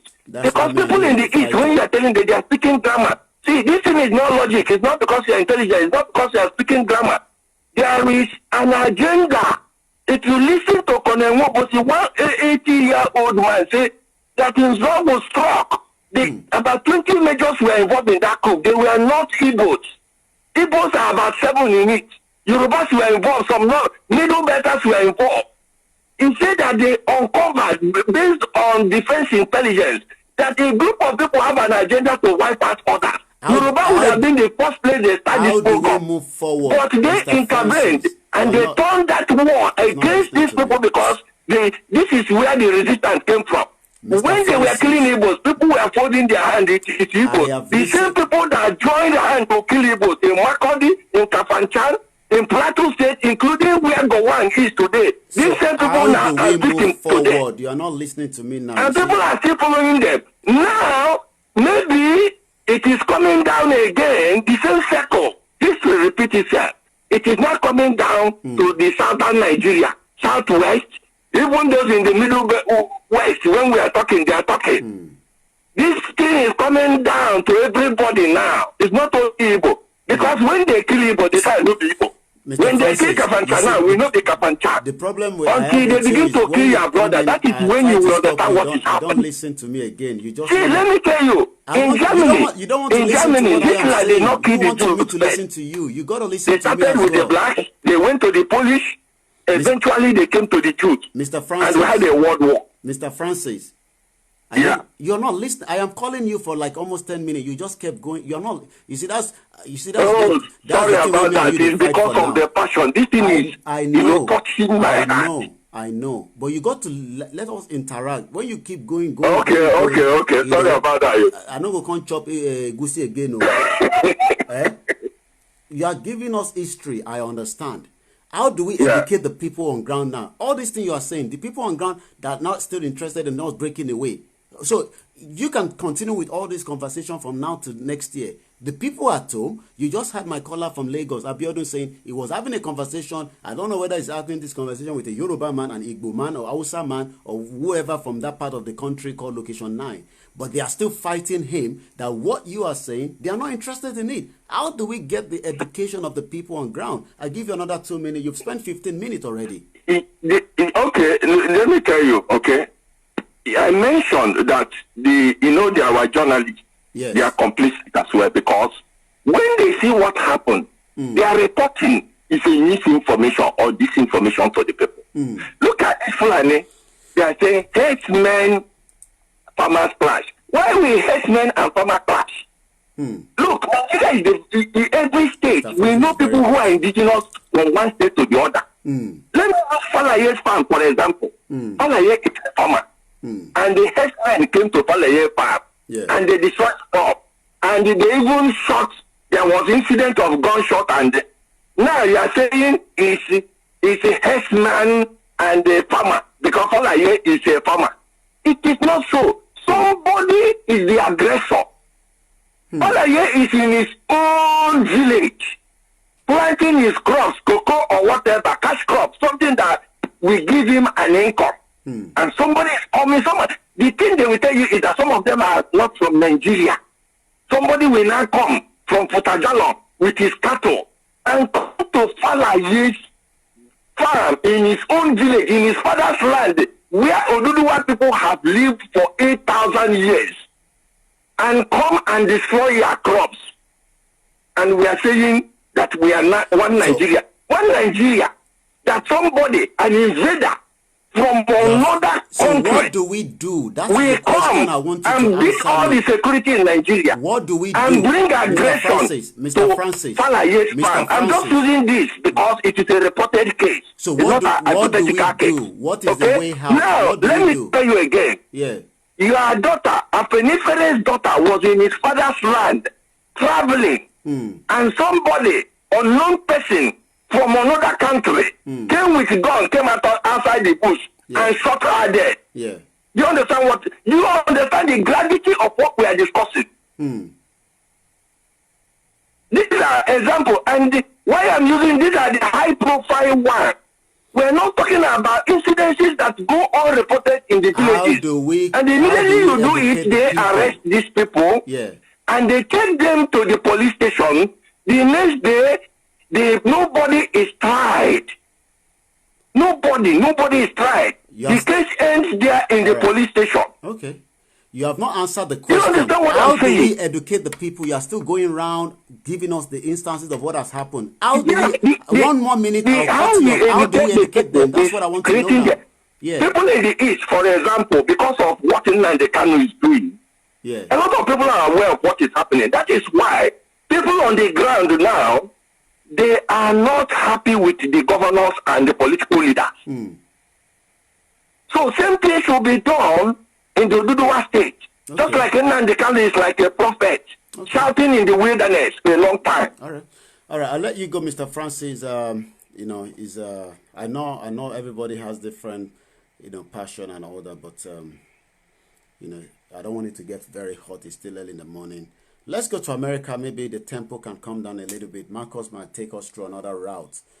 You can mute. You just have to. Marcos, pick up the call. I'm returning you now so that we can continue with the program. Hello, good morning. Good morning, Marcos. Go ahead from US. Oh, okay. Yeah, I thought that Mr. Francis was not going to be done. Oh, my God. He got almost 20 minutes. Anyways, I listened to the two previous speakers before Mr. Francis. So, I was actually thinking about this topic all day, and I'm glad that as soon as I came in, and that was the topic for tonight, or today rather. Yeah, that's an issue that every one of us need to be concerned, because people back home, if we're going to succeed, we need them a lot. We cannot do it without them. Definitely. If somebody tells you, oh, it's going to be possible, we in Nigerian diaspora can go home and do this and do that and do this. No, that person is not being honest. We can bring the awareness to them. They got to embrace it. They got to embrace it and believe us. They will make the move. Who are the government? People are the government. People elect people to represent them. So the way it should be supposed to be, when people that you elect failed, the people also have the right to remove them. But fortunately, that's supposed to be part of democracy, and it doesn't work in Nigeria. But we are getting there. Okay. We are getting there. So my contribution tonight, or my concern tonight, will be how can we bring the message to the people? And when we bring it to these people, how soon can they embrace it so that they will join the train? You remember, it's a train. Everybody got to come into the train, then we start heading to the direction. Because I'm doing a little bit I can hear to share link, like all these are videos, and I go to your then I share to all my friends on my watch list or whatever. I mean on my friend list. So now the problem that I noticed they have is either they don't have data, or if they do have data, they don't. So how do we maneuver? Are always dead. I've had a lot of people saying this data. How do we maneuver around, not having this data? Somebody has commented that what the Southeast have done is they put transmitter around different location of the Biafra. That means and I know they can listen on the radio. But what are the areas? How do we maneuver around? Because we can't keep saying they don't have access to the internet, and then that means the message is not going to be delivered. Right. That's a very good question. As far as data, my suggestion on that. Good morning, Mobola. The best way to navigate that is going to be Wi-Fi. Free Wi-Fi 610. Yeah, free Wi-Fi 610 to each county or each local government. And by so doing, we can't just do that. You're going to be using a Wi-Fi to watch Wizkid and Davido and all this nonsense that they watch. I'm sorry? I said, I wish they were not going to be using those Wi-Fi to watch something else. No. We just going to let them know, this is real, this is the purpose, and we got to keep it real. And everybody, you know how many people that come to your platform? Yeah. You have account for that. All right? Yeah. So this is something that everybody needs to collectively put together in reasoning the ideas and see what we can come up with. Because you and I here, our brothers, other part of the world, we are fine. In one way or another, we're good. As long as we're not working and all that. I went to work, I just got back, I was 1 hour late. Guess what? I'm home on my computer, on my phone, then I hop in. Then I'm part of the program right now. But people back home don't have those privilege or the resources. That's why they are lost. They kind of feel oppressed. It's not like they don't know what is good. It's not like they don't know they are suffering. I hear what people say they lazy. They are not lazy. They are not lazy. They just seem to be oppressed, and they got caught off. Okay. With their entitlement. So I was talking to one or two persons, like a couple of days, ago or so, and once I don't have data. Yeah. and the other one say my phone doesn't work.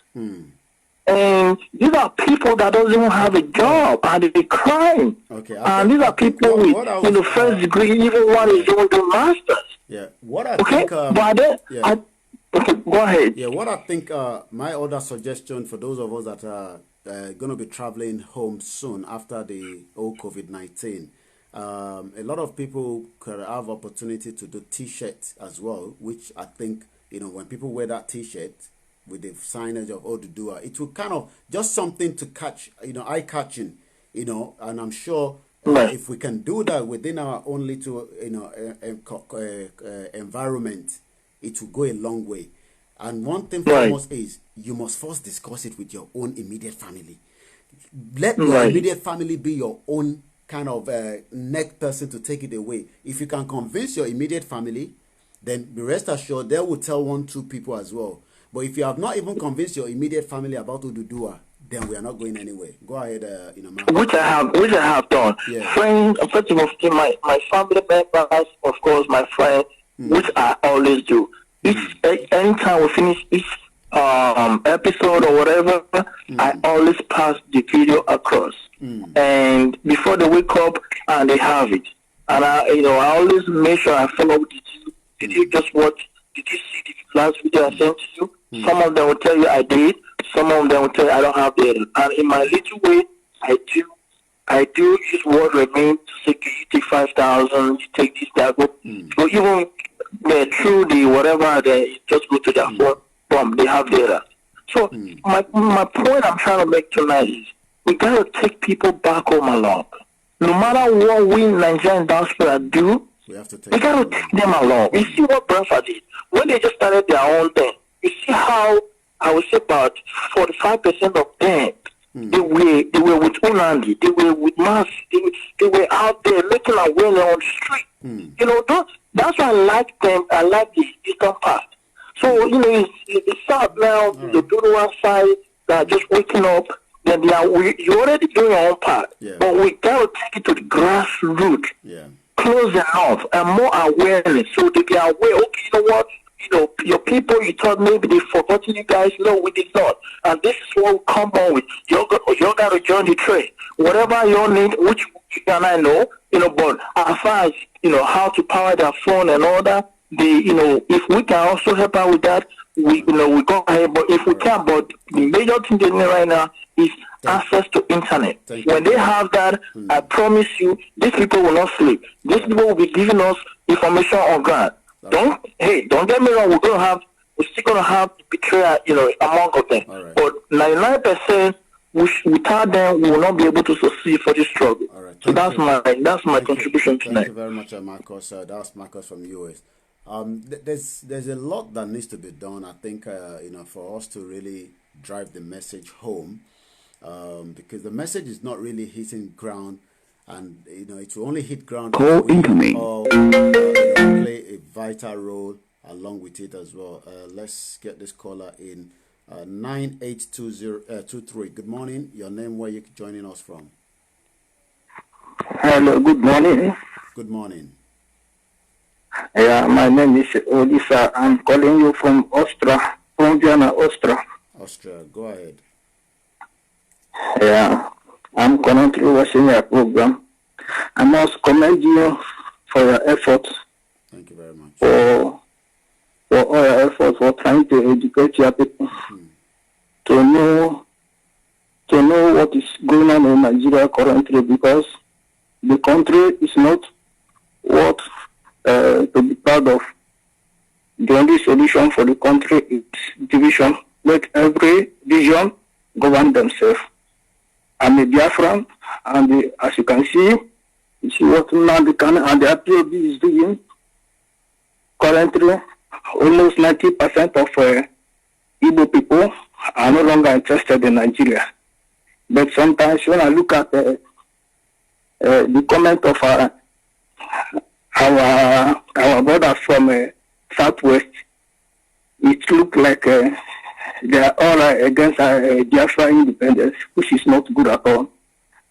At this moment, I thought the Yorubas should have known that Nigeria, there's no hope in Nigeria.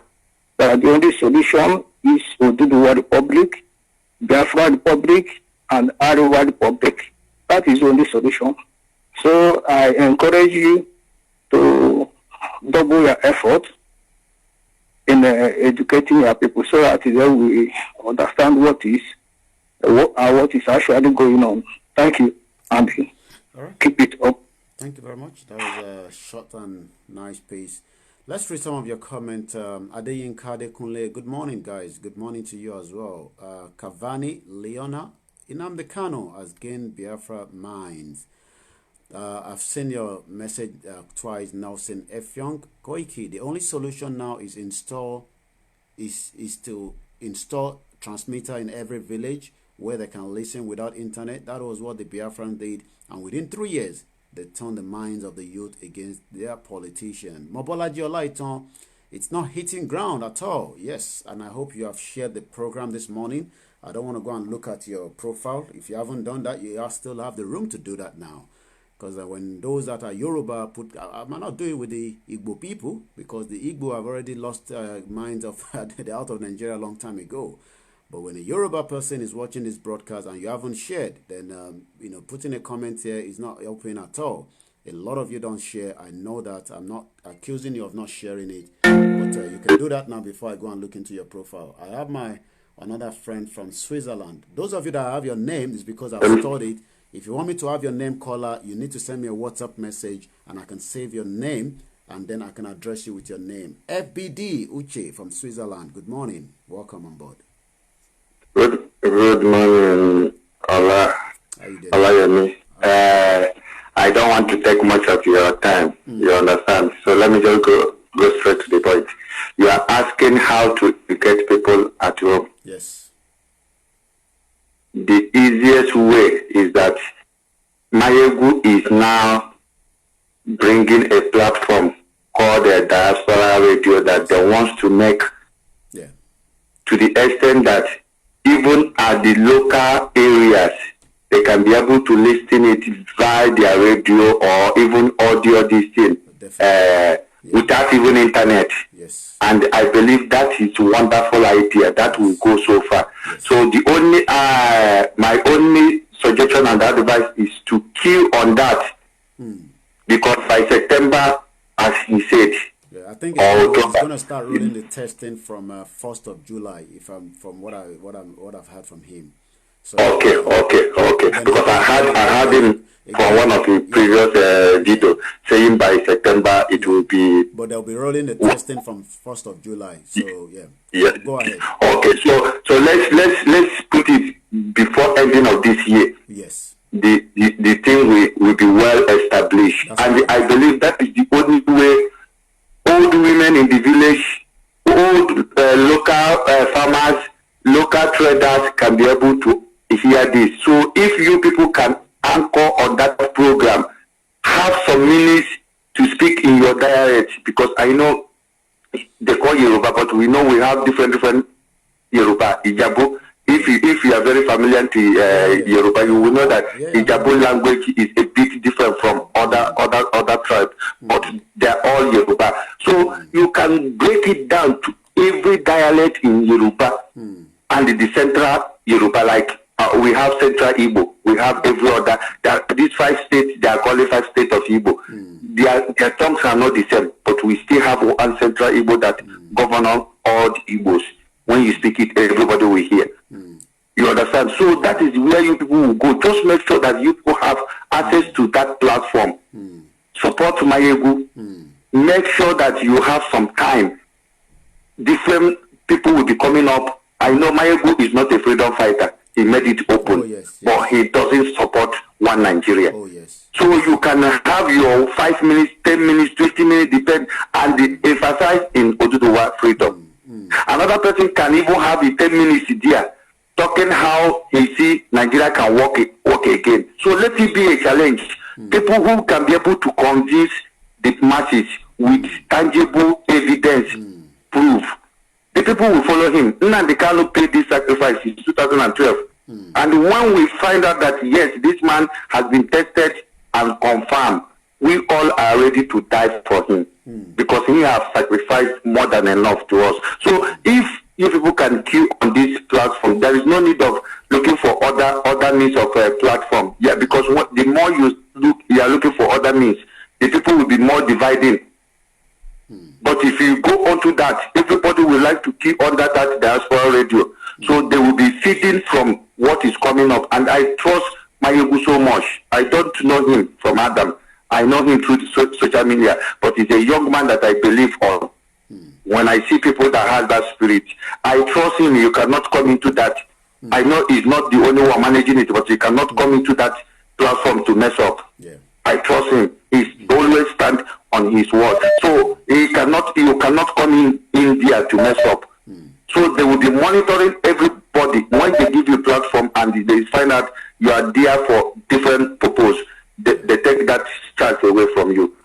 And that will even make your people quicken, because the best idea is that the people you are fighting for, let them know reason why you are fighting for them and the benefit they are going to get, because some of them still believe that they will make it in Nigeria, in one Nigeria. But when you let them know that once ODUDUWA march, all their hidden potential, all their talent that have been dying and buried with them, everything will manifest. And once the youth, because all the youth need is the truth, that have been feeding them with lies for over 60 years. So you don't accept them to pick up the way you pick up. You know you have been over 20 years in Western world before you could be able to stand on your own to speak this way. So many of them don't have this opportunity, but you have to impart them with that education which you have acquired. That's truth, because Western world is practical. We don't believe in theory. Here is practical. That is one thing I love about Western world. So my advice is key on this platform. It will help ODUDUWA a lot. That is my only way. The only way I see this message can go around Yoruba land, and not only Yoruba, because this thing can go. It was downloaded both Biafra, so everybody, people will still download it. Thank you very much. Because some of us will be having time there to speak to our own people. All right, thank you. Also, all right.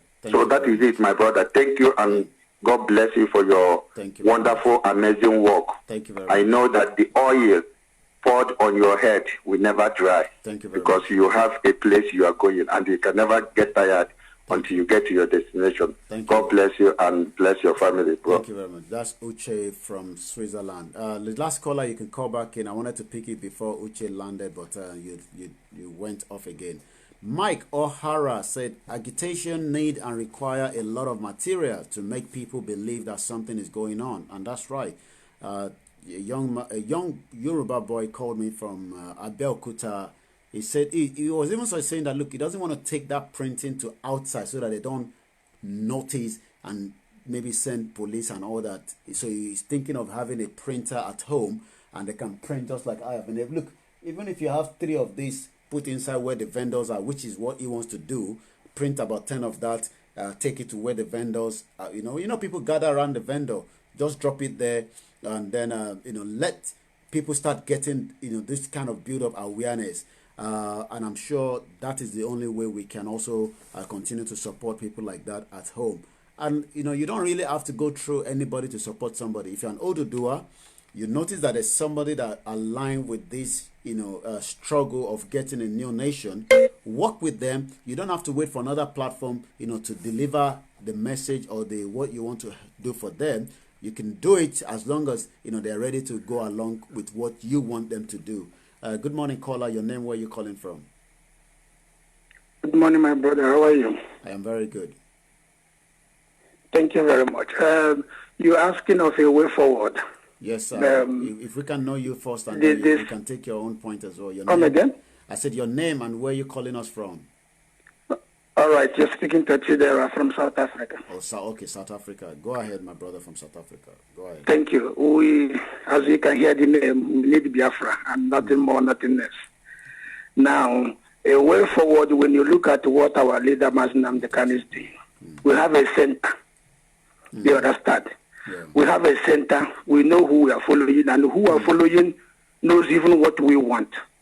It's quite difficult when somebody, if you go to a football pitch And you selected 11 players, and they don't know their position. Everybody's playing left, right, front.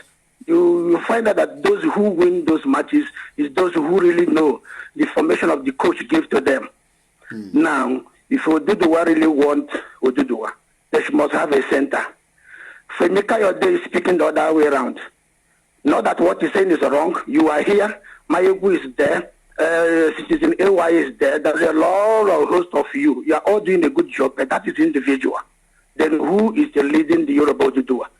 Somebody should come out somewhere and declare ODUDUWA Republic, whether by fire, by force. Showore came out, we supported Showore. By all means, our leader even campaigned for his release.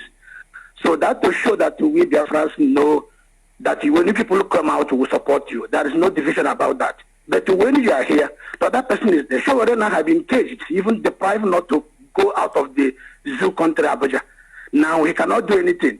What's stopping him from defying that court order? Freedom fighter don't take shit from anybody.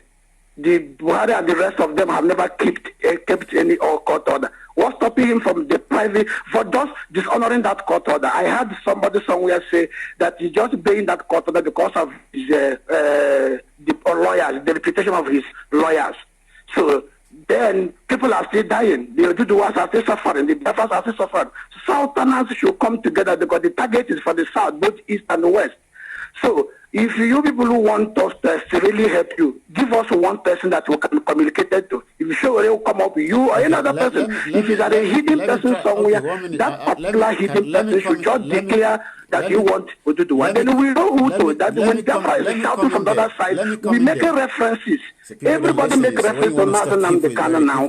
I am not going to take this story because you know the story already. Somebody should just come out and say what the person needs, not by that. Then we can now take it from there. If Mayogu say you cannot, we follow Mayogu. He's doing a very nice job. If he's not a freedom fighter, then let him appoint somebody better from the zoo. If the person is required to go to jail, let him go, because more they put him in jail, more he get more followers, more the follow entire world to see what the zoo country stand for. Then we take it from there. Can I you understand? That's my contribution, sir. All right, I don't want you to go yet. I want to respond to you on a particular point you raised there. We don't have to bring somebody for you. You know, you said something that we need to present somebody to you. I don't understand what you mean by Yoruba needs to present something to you guys for you to follow us. What I mean by that, I'm not saying we as a, I'm saying that if you do to us, you understand? Yes. Want to do the Republic, then who is their leader? Well, if there is for example, ODUDUWA leader, who exactly is the championing it now, as we speak, just told you that the zoo government can look at and say, oh, this is their own Nnamdi Kanu. Who are we referring to as I will speak now? That's my argument there. I'll let you come up and you can listen to me.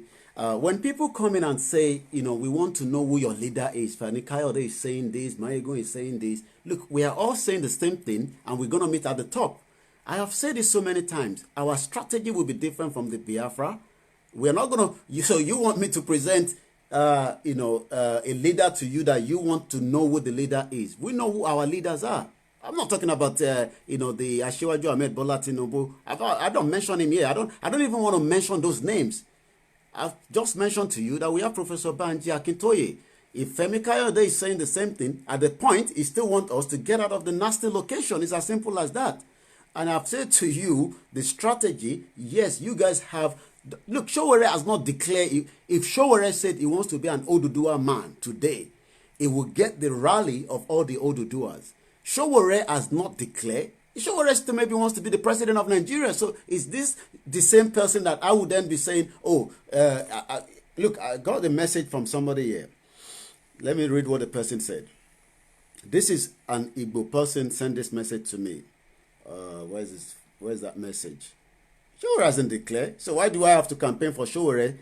Showore is a big man. He needs to come out and tell me, sorry, I won't pick up calls now. I need to land on this particular conversation that I've just... don't call now. This caller is not listening. This person sent a message to me. Is an Igbo person.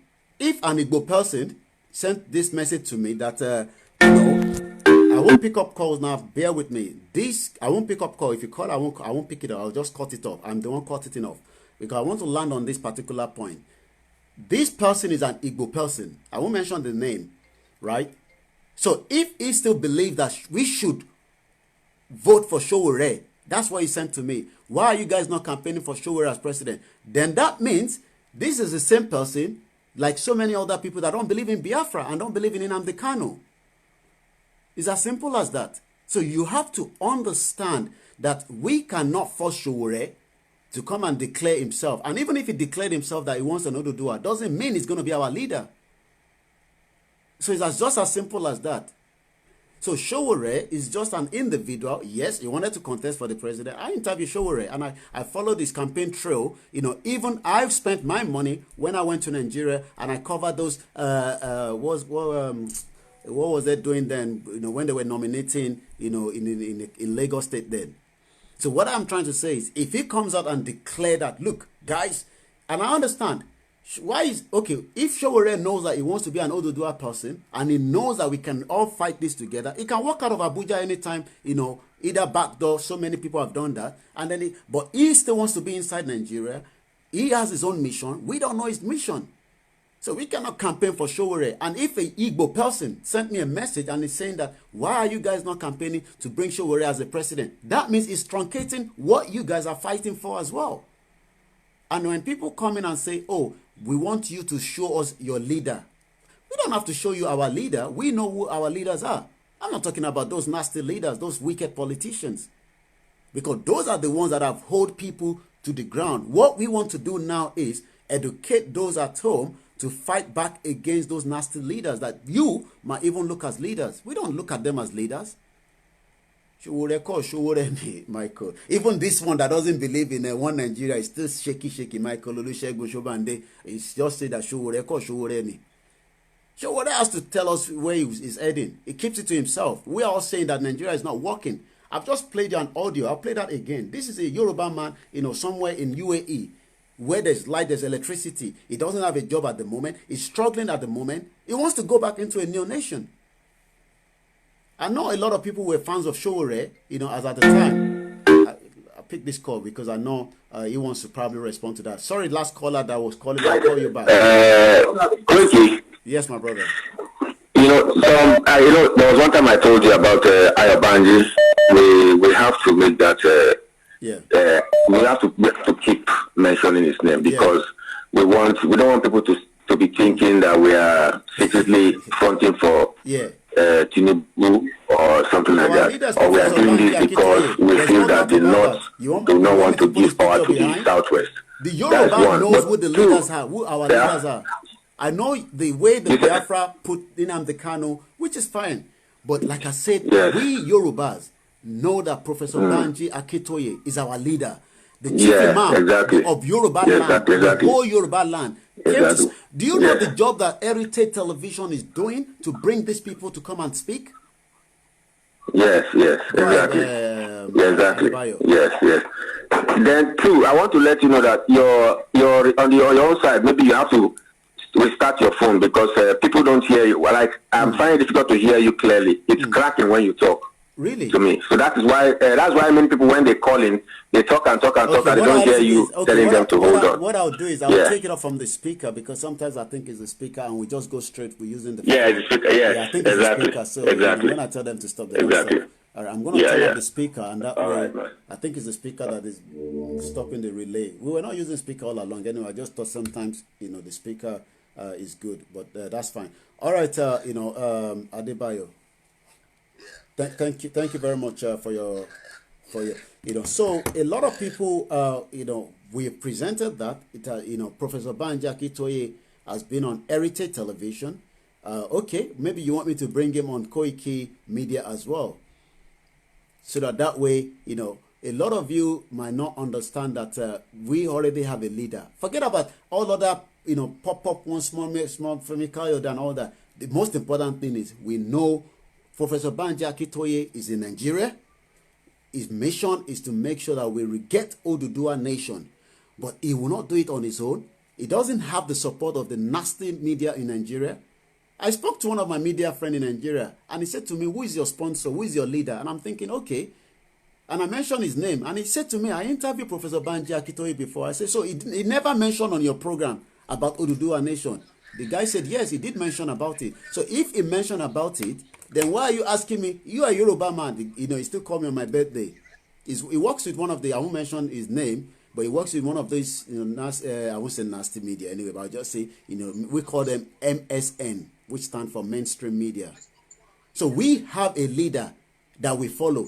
But yes, I understand. Nnamdi Kanu speak to you guys on Wednesday and Sunday, and that way, you know. But we are a leader that we are working behind, and there's a lot of work going behind the scene. Yoruba don't just come out and say everything. We are very sophisticated. Good morning, caller. You need to mute your device behind you and listen straight to your mobile phone and your name and where you're calling us from. Yes. Hello? Yes. Go ahead. I'm on right now? You are live. Yes, go ahead. Yeah, because I'm confused because I'm watching you through my laptop and I'm calling you in WhatsApp and it's not the same thing you are. Yeah, because you are not listening. I just said to you, there's a what they call a delay. Why do you want to listen to yourself? You are talking to me. You want to listen to yourself. That's the problem. Okay. So you need to mute that laptop. Oh my Lord. Yes. I gave you a drink before. What do you want to drink again? Just go ahead. I'm coming. Okay, my name is Choko Benjamin Ezumezu. I'm calling from Osborne. I'm coming. Eh? Yeah, I am IPOB member. So, my brother, I want to appreciate your work you are doing.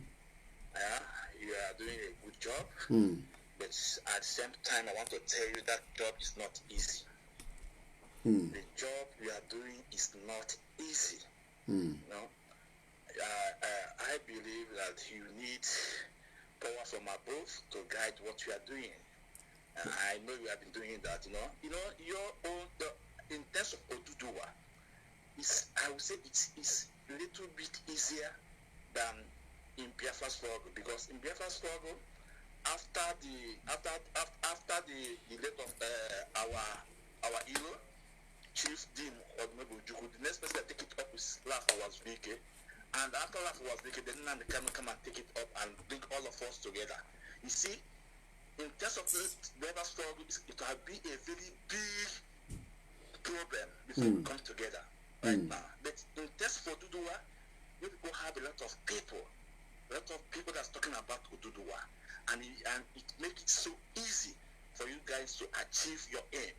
But it's not easy yet, because when the zoo government will come after you guys, a lot of people that's talking about ODUDUWA, some of them will fail out. I believe that. Some of them will back down. But I pray you will not back down, because when I watch you speak, I believe you. I don't know why I believe it. I just pray that please keep it up. Keep it up. We need more like you guys. May the spirit of ODUDUWA be upon you and guide you all what you are doing. No? At the same time, I would like to say something.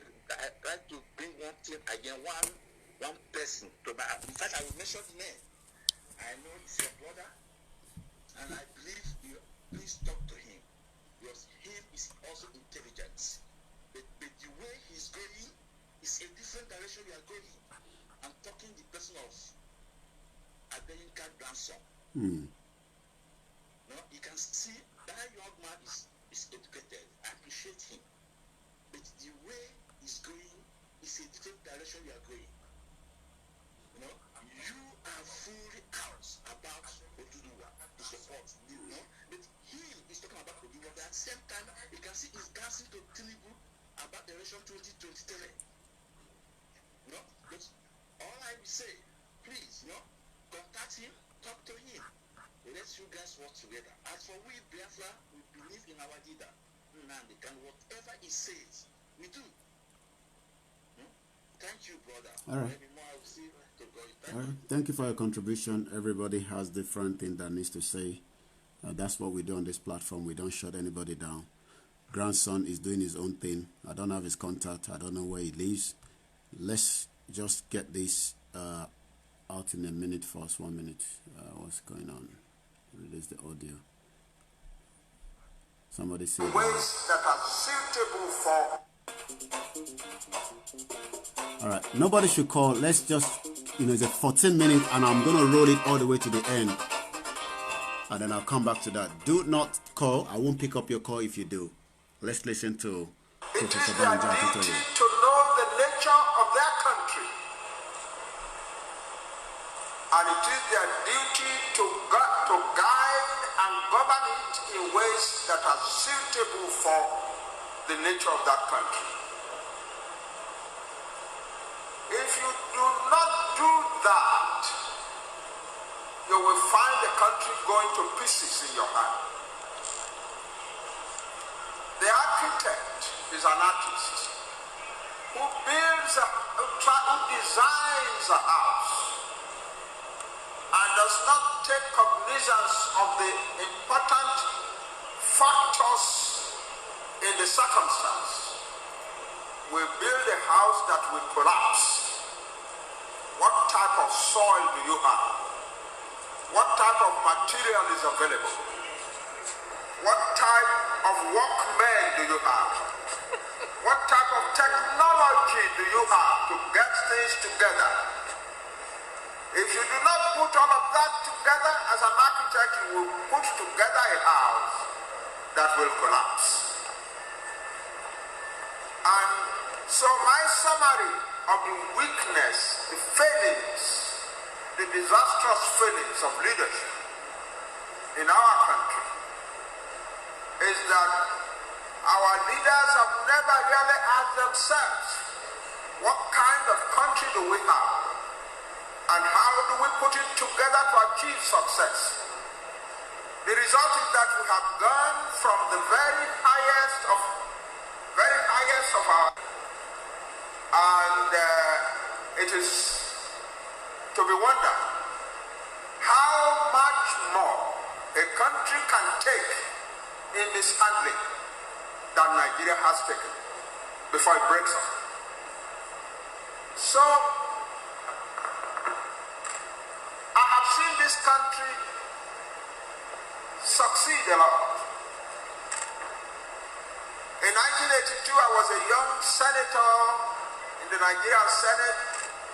I was also an academic. And as a result of the combination of the two, I was invited by the Republic of South Korea to give a lecture as part of the installation of their newly elected president in 1982. And I was to talk about the growing relationship between South Korea and Nigeria. And all I could say was of pride in my country. We were so far ahead of those people. All the rulers were there in the hall in the Institute of International Relations and National Security as I delivered my lecture. And I was telling them, it is not only oil that we can sell to you, there is a lot we can teach you. For instance, we have built some of the best, most successful universities in the third world. We have built one of the most respected medical schools on earth. We have succeeded in developing our agricultural products and become one of the greatest producers in the world. Nigeria was the greatest producer of groundnuts in the world, the largest producer of palm oil in the world. It's the second largest producer of cocoa in the world.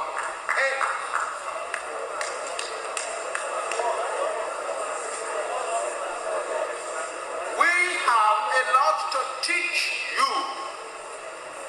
My country, Nigeria, has a lot to teach you. Today, South Korea is at least 1,000 years ahead of Nigeria.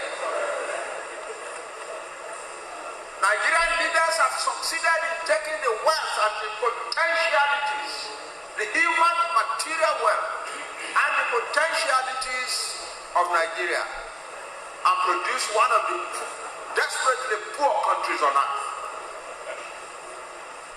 That is what we have done as leaders of our country. And why have we come to this condition? It is because our leaders have never really asked themselves, what kind of country do we have? What are its capabilities and possibilities and potentialities? What are its weaknesses? How do we manage the weaknesses? How do we accentuate the strengths? We've never done that. People go into politics because, it is a profitable thing to be in politics. It's also, it gives you ability and some chance to show yourself and become a prominent citizen and make money and become a great man. That's why our leaders go into politics these days. I have been a very close young worker with a man who was determined to find out the direction that Nigeria should go in a systematic, almost scientific way. I'm referring to Tifawolowo. When he came out of prison in 1967 and he was determined to go back into politics, a number of us young people decided to both come together and surround him and give him our services. And he was working for the greatest of Nigeria in a systematic, I say, almost scientific manner. That's how to rule a country. That's how to govern a country. You have a country of many nationalities. These are not immigrants into Nigeria, recent immigrants. The Yoruba, the Igbo, the Hausa, the Edo, name it, the Tiv and so on, are thousands of years old on this soil. They are not small immigrant peoples. They are thousands of years old in this land. They have built systems that have sustained them for thousands of years. And then you put them together as a country and you want to destroy all that they have built, all their sensitivities and their love of themselves and their pride in themselves, and constitute a country that is managed, that is centered by a dictatorial federal government, and you think it can work. It cannot work. It's impossible. It is impossible. If Nigeria doesn't speedily do what a lot of people, their voices may not be coherent. There might be people talking from this side and from that side and so on. But if Nigeria does not take steps as a first important prerequisite for Nigeria at all, not for development. I'm talking of the existence of Nigeria. If Nigeria does not take steps urgently to restructure itself and return to a federal system, the kind of federal system that we saw in the 1950s and up to 1965, Nigeria is very likely to break up.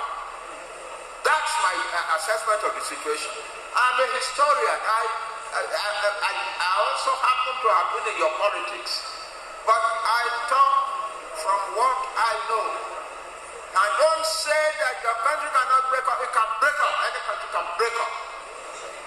The Soviet Union had the most feared government on earth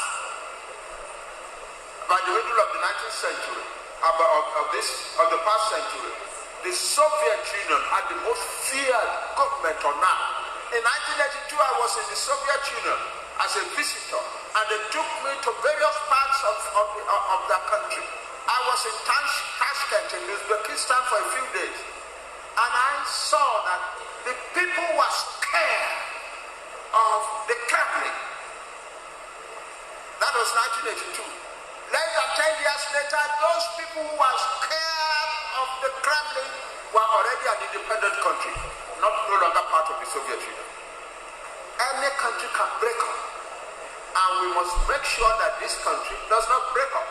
The first thing to do, that our leaders must do, is that they must sit down expeditiously and restructure this country. We have no business being what we are now. The United Nations says we are one of the poorest and most unequal countries on earth.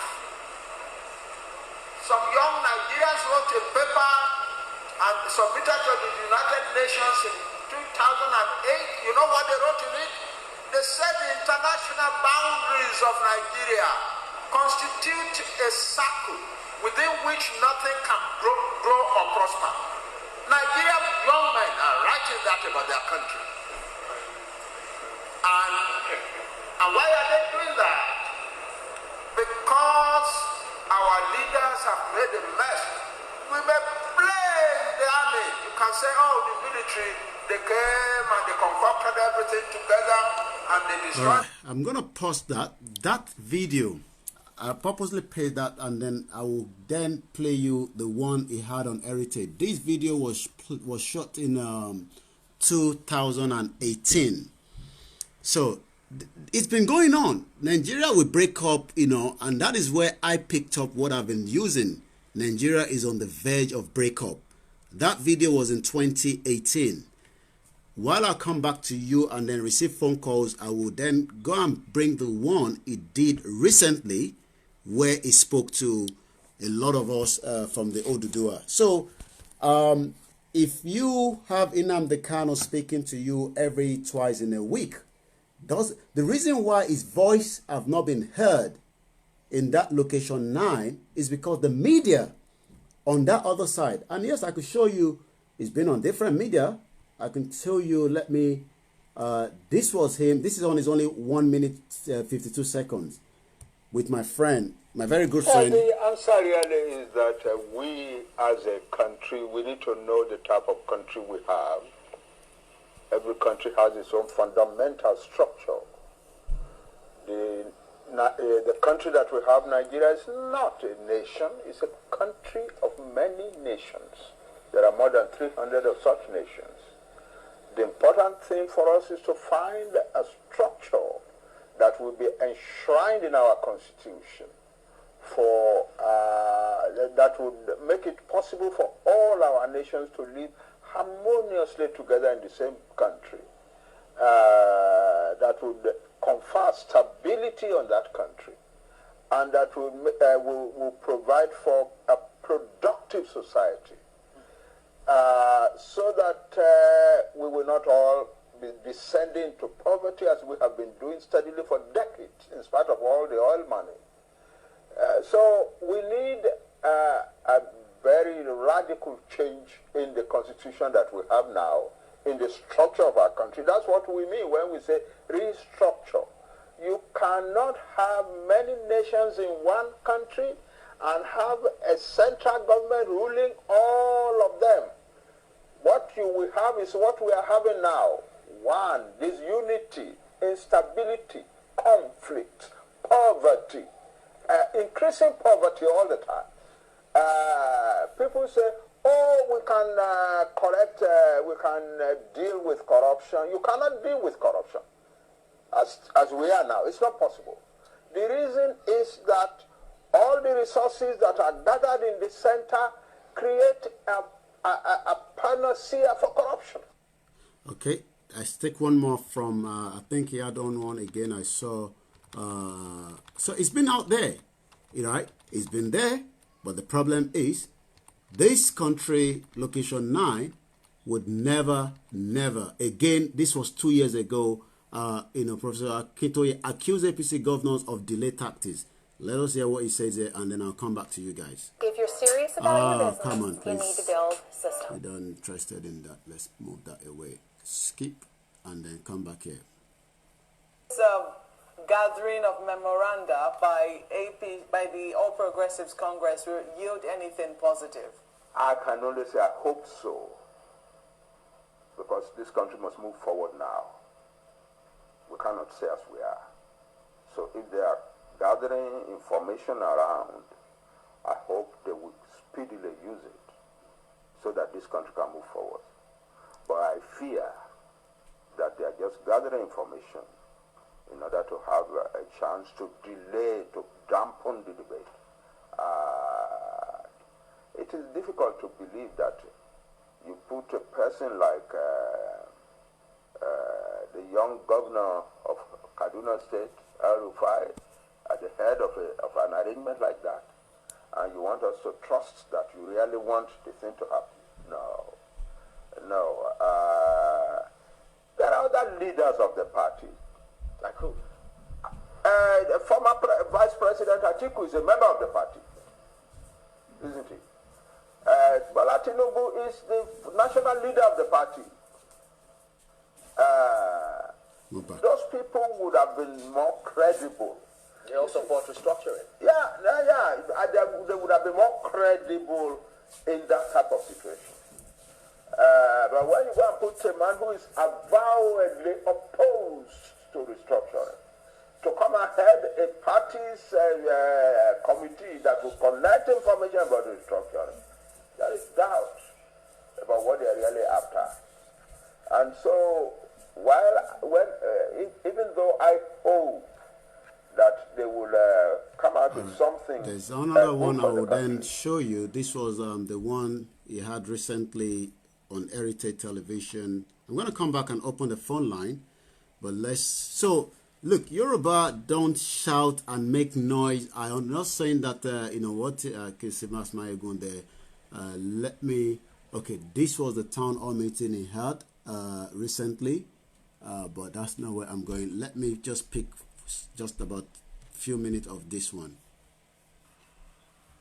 He answered that if the agitators wanted to be taken seriously, they should establish a political party or organization to promote their demands peacefully, and that if they did that, the Nigerian state would listen to them and talk with them. You don't get that. Internationally, President Buhari was understood to mean that agitation for Biafra was not illegal. But as long as the agitators for Biafra continued to confront the law and order in the land, the government of Nigeria will have no choice other than to send law enforcement against them. Then, a year earlier than that, in 2000 and a year after that, in 2017, when a close friend of mine, Professor Ango Abdullahi, former Vice Chancellor of Ahmadu Bello University, and a former advisor to the Nigerian Federal Government, he made the following important statement. Quote, if Nigerians are tired of staying together, they should be prepared to accept division instead of remaining in agony and disappointment with one another. Every Nigerian should be able to speak his opinion about the state of the country. And then concerning Nnamdi Kanu, he said, the issue of Biafra is all part of the discussion of Nigeria. Yes, if Biafra means negotiation, yes, it is all a matter of this discussion. If it means Igbo people want to have a country of their own separate from Nigeria, it is a matter for discussion, and we are prepared for the discussion. Then he added, if it is discovered that the law of the country is being violated, that somebody has gone beyond his fundamental right, the law is very clear on this. What government is concerned about is that violence was part of Kanu's agitation for to realize his dream of Biafra. I think that is what the government is trying to tackle. So listen. So if Kanu is talking about Biafra, he's free to talk about Biafra, and everybody is free to talk about his understanding of the Nigerian state. We are always talking that the Nigerian state is not working, and we are always asking, how can we make it work? If the best option is to call for separate countries, why not? That's Ango Abdullahi. If we Yoruba have decided that the best solution is to come for our own, or perhaps even the dissolution of Nigeria, so we can settle it once and for all. And that, I'm sure, was some of those broadcast. Sorry, what do you want? Yes, sir. No, you're not going to have cake now. It's too early in the morning. And don't disturb my broadcast. So you're not going to have cake. Don't distract me. So yes, sorry, let's come back to the conversation here. So when people come up and say, look, the media in Nigeria have been suppressing so many of these individuals for decades. Now that we are coming up, they are worried. They are scared. They don't know what is coming because, like I keep saying, your TVC this morning would never give us this audience like I am doing right now. Your channel's television will never do the same thing. Yes, they do bring him onto the platform. You saw him on channels. You saw him on TVC. He's been to different platforms, and even the one that my friend works in as well. But the question remains is, with this kind of hot conversation where people are discussing, you had my caller from Lagos, Abiodun. These are the kind of things that they've put to their front to fight against somebody like this man. So that when Biodun was having conversation somewhere in Bagada yesterday, explaining to somebody that Nigeria is not working, we need to break it up. Do you know why that person would not want to hear that kind of word? What do you mean Nigeria break up? You would rather leave Nigeria for me than break it up. That is the conversation yesterday in Lagos. Because people that have bribed through their way with the media in Nigeria, whether the newspaper, whether the online television, even some of the bloggers and those other social media bandits that have been paid to discredit those that wants to bring us out of that contraction.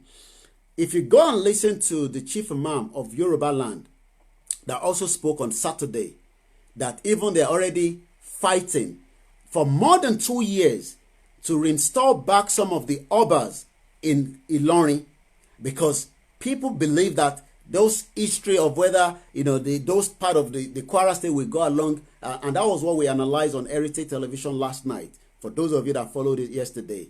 So the whole point is, yes, there are different people speaking. We, the media now, what we are doing now is to make sure that that voice, and that's why I said it's a project that I have taken on board, not just myself. There are so many other medias as well doing the same thing. I mean, if we can now do videos where it's going to hit about 15,000, it's not enough yet. Yes, we know that. My sister did a platform show yesterday as well. I only saw somebody as well yesterday for the first time in Holland, a Yoruba man. So what we are doing from outside is to force the system that have refused to have the voices of those on ground.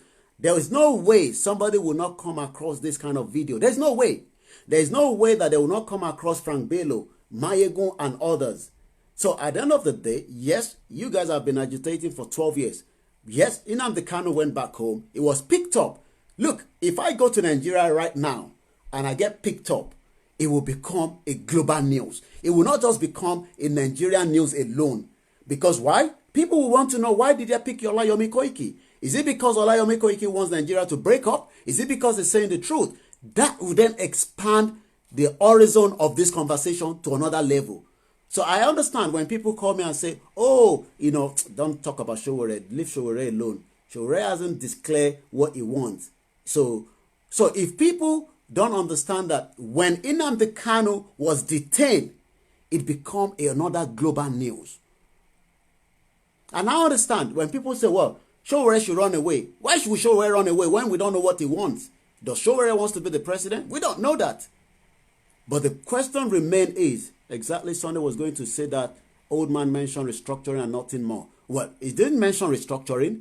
That was part of, look, one thing you guys need to understand is, there has been these Afenifere that have been discussing about restructuring and all that for a very long time. Afenifere has been there for a very, very long time. People have been talking about restructuring. Yes, you won't say that the Igbo did not talk about restructuring. The Hausa never talked about restructuring. Everybody at some point, I believe in one Nigeria, Mr. Francis, I won't pick up your call now, because if I pick up your call, you will get on and on and on, and you don't listen to me when I tell you to stop. So I won't pick it now. I believe in one Nigeria as at 1 month ago. So you cannot say to me now, because I believe in one Nigeria as at 1 month ago, and I come out now and say, I don't believe in that nonsense Nigeria again and all that. No. You go upstairs, back. Yes. You understand? So are you now going to pin me down because Olayomi KOIKIMEDIA believed in one Nigeria as at 1 month ago? No, don't go that side. You're not listening. This one is the trouble one. All right, go upstairs back. No. Don't tell me no. All right, I'm going to get if someone to call through now, but not Mr. Francis. If Mr. Francis called now, because I need to do something with this little boy upstairs in a minute. So what am I trying to say? You cannot pin me down because I say I believe in one Nigeria as at last month, as at last week. If I come out now and say, look, I don't believe in one Nigeria. People wanted to believe that there was going to be a restructuring. It never worked. And at the end of the day, we need to move away from that restructuring nonsense that have been used to suppress us. They've been used that to make sure that we don't even move forward. Do you also know that part of those that were talking about restructuring are from all different groups as well, either from the southeast, from the southwest, or from the north? But do you know what they were doing? They were only using that as their own gain to stay into their own political zone. They wanted to keep that restructuring conversation on and keep me and you outside Nigeria for a very long time. So one thing we have to remember is we are now saying enough is enough. We are not interested in Nigeria. If the Nigerian media doesn't want to get the message to those at home, we will penetrate from here, from all over the world as Yoruba, and get the message in. And they cannot stop that. It's as simple as that. They will never stop it, and it can never be stopped. Restructuring that they've been talking about, a lot of saboteurs there. They've used that to collect money from the back room. And you can all see, okay, let's take a look at even the Southeast at the moment. Why are the politicians in the Southeast not supporting it? Even those of you that are Biafra knows that some of your politicians are still, you know, I don't want to use certain word because I'm told we have children that listen to this broadcast as well. But you know, I know that your politicians are still part of the reason why you also, your agitation, as much as it's penetrated into the land, it's not working. Because they've allowed the Fulani that they are working underneath. All these people work together. But what we need to do is break that barrier between, you know, we need to break. Oh, are you hearing me? Because I think somebody said it's sound or something now. I want to be sure that I've been listening to. I hope the sound is okay. Okay, I don't know what you said. Did you send me a short video or something? Sorry, I wasn't reading the comment. I've just picked up. I saw somebody said sound. I hope the sound is okay, guys. It is a short video. Okay. Mr. Francis, I'll come back to you. Just give me a few minutes. I'm not sure what my sister is saying there. It is a short video. I don't know what you mean by that. So maybe if you want to. All right. Okay, I'll let Mr. Francis take over. I know it will continue on and on. All right, Mr. Francis, as soon as I come back on this seat, wherever you stop. Oh, it's God again. All right, let me call him back. So what am I trying to say is, we now, as Yorubas, outside, unity must come between us first to be able to deliver the message home. We must work together with, whether we are 1 media, 3 media, 5 media, you know, that needs to work together so that we can be able to get the message back home. The media at home have been compromised. Okay, the sound is okay. The media at home are working for the likes of people. You guys know them. I don't have to keep mentioning their name on this broadcast. We know who is the paymaster of the media in Nigeria of today. Yes, they are part of Yoruba. They have Igbo in them. They have Hausa in them. But what we need to do now is to challenge those media where we can also penetrate in there. Go ahead, Mr. Francis. As I said, when I come back on the seat, then I will take over from you. Go ahead, Mr. Francis. Hello, Yomi. Yes. Yeah, the point I want to... Sorry about the communication last time. Like, I wasn't hearing you that... Oh, yeah. I think it was a speaker. I've taken off the speaker, yeah. No, but just don't take it at anything. No. I go, don't worry. I can't still eat ECAU from you. All right, go ahead. I need to do something upstairs quickly, and then I'll come back down. Yeah, I listened to the prof talking, and from all indication, like he is saying things about restructuring, and he's also saying things about, you know, what we're about to go. So, like, the message he's trying to communicate is a bit confusing. You know, the strategy of freedom is not to be sitting at the fence anyway. It's better he takes a stand and communicate that in his body language, communicate that in his daily speech. It's all about going ODUDUWA, ODUDUWA. The message should be driven down, not if they give us a structure. Okay, no, we should take a position that we are seeing ODUDUWA, we are sitting down, we are seeing ODUDUWA, we are standing, we are seeing ODUDUWA. It's not restructuring. The time for restructuring is gone. Since 1957, we have been restructuring. And we have sat down and talked about it many times. At the end of the day, it ends up on a paper and nobody will implement it. So it's just to drag the whole thing. We have gotten to a point whereby everybody is going just like a divorce. Everybody just go his own way and then go back to your place and organize yourself. That is where Nigeria is going now. Anybody talking about restructuring. And that's the problem we have in the Southeast, because the young people who have the future, they have seen that we have no future. Yeah, sorry, I'm back now, Mr. Francis. Oh, go ahead. I'll catch up from your conversation. Go ahead, yeah. The leadership we have in the Southeast, I think we have the same mirror. The same thing is mirrored in the Southwest. The people in position, those politicians, senators, they are still talking their tone, their body language is still... They are not... Look, let me tell you, Mr. Francis, 1 minute. Let me come in there. 1 minute. 1 minute. 1 minute, Mr. Francis. Let me tell you something. Yeah. So the youth has been able to see the handwriting on the wall that, look, we don't have future in this arrangement. The problem is, let me tell you something. We have a whole lot of senators that are from the Southwest, Southeast, Northeast, North Central, whatever nonsense they call themselves. But they are still not interested, whether they are Igbo, Hausa, Yoruba, every one of them. They are not interested in one Nigeria. So what we all have to do now is to see how we can first shut them down to get to where we want them to be. Because if we don't do that, yes, we will continue to have this conversation and then look at other ways around it. Maybe we have to, look, is either we force down Nigeria to shut down from outside the country by using the diplomacy. Because those at home that people still carry, oh, the ODUDUWA are not doing anything. It's not just about the ODUDUWA. Even your politicians from this house, from the Senate, are not interested in one Nigeria. It's as simple as that. So what do we do? How do we get this going? Are we just going to have this conversation? Yeah, okay, I have a suggestion in terms of how we reach the grassroots, okay? You see, you can never now underrate the power of social media. Oh, yeah, definitely. Definitely. There's no doubt about that. There's no young man in Nigeria now that is age 15 that doesn't have a smartphone. Okay? The problem is the power, then we have power back. They're always there. So anybody thinking that your discussion is not getting down is looking at a mirage, because the message is getting down, because the active... So I need to mention that video I played to you was 2018. It's not the current video.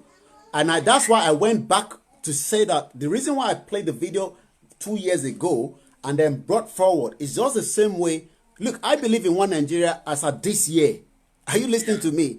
If those of you that are just know me will not even know, if you go back and look at my previous video, it has not that I don't know that Nigeria is not working. But at the end of the day, I looked at it and I said, well, toss off. This country is not working. We could break it off, and it's as simple as that. That has created enmity with some people. Some people have said, stay away from me, but that is the mission now. So if somebody was talking about restructuring 2 years ago, and they've looked at it that restructuring is not coming through, now it's for us to break it up and then move into a new nation.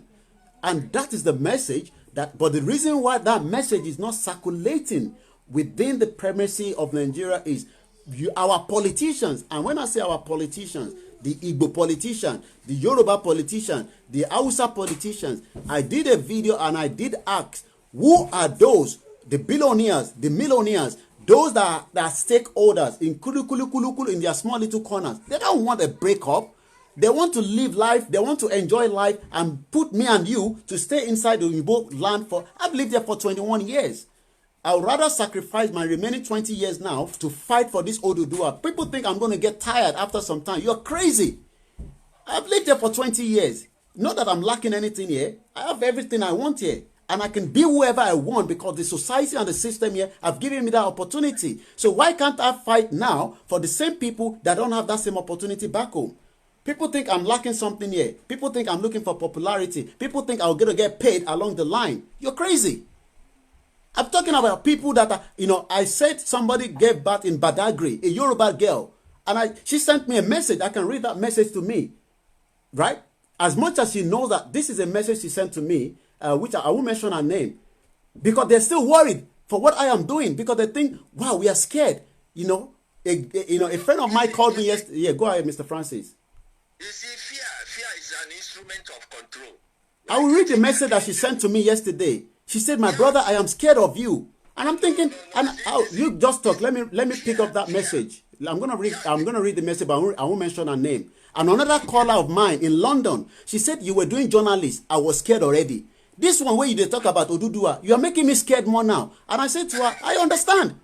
This is a very close friend of mine. She spoke to me yesterday. Only Yomi, journalists don't tell her, erumba mi. Ile to wa bere nisin, erumba mi gon. That is I don't want to use the F word. That is what they have done to our mindset, and we must break it now. People think I'm doing this for myself. You're crazy.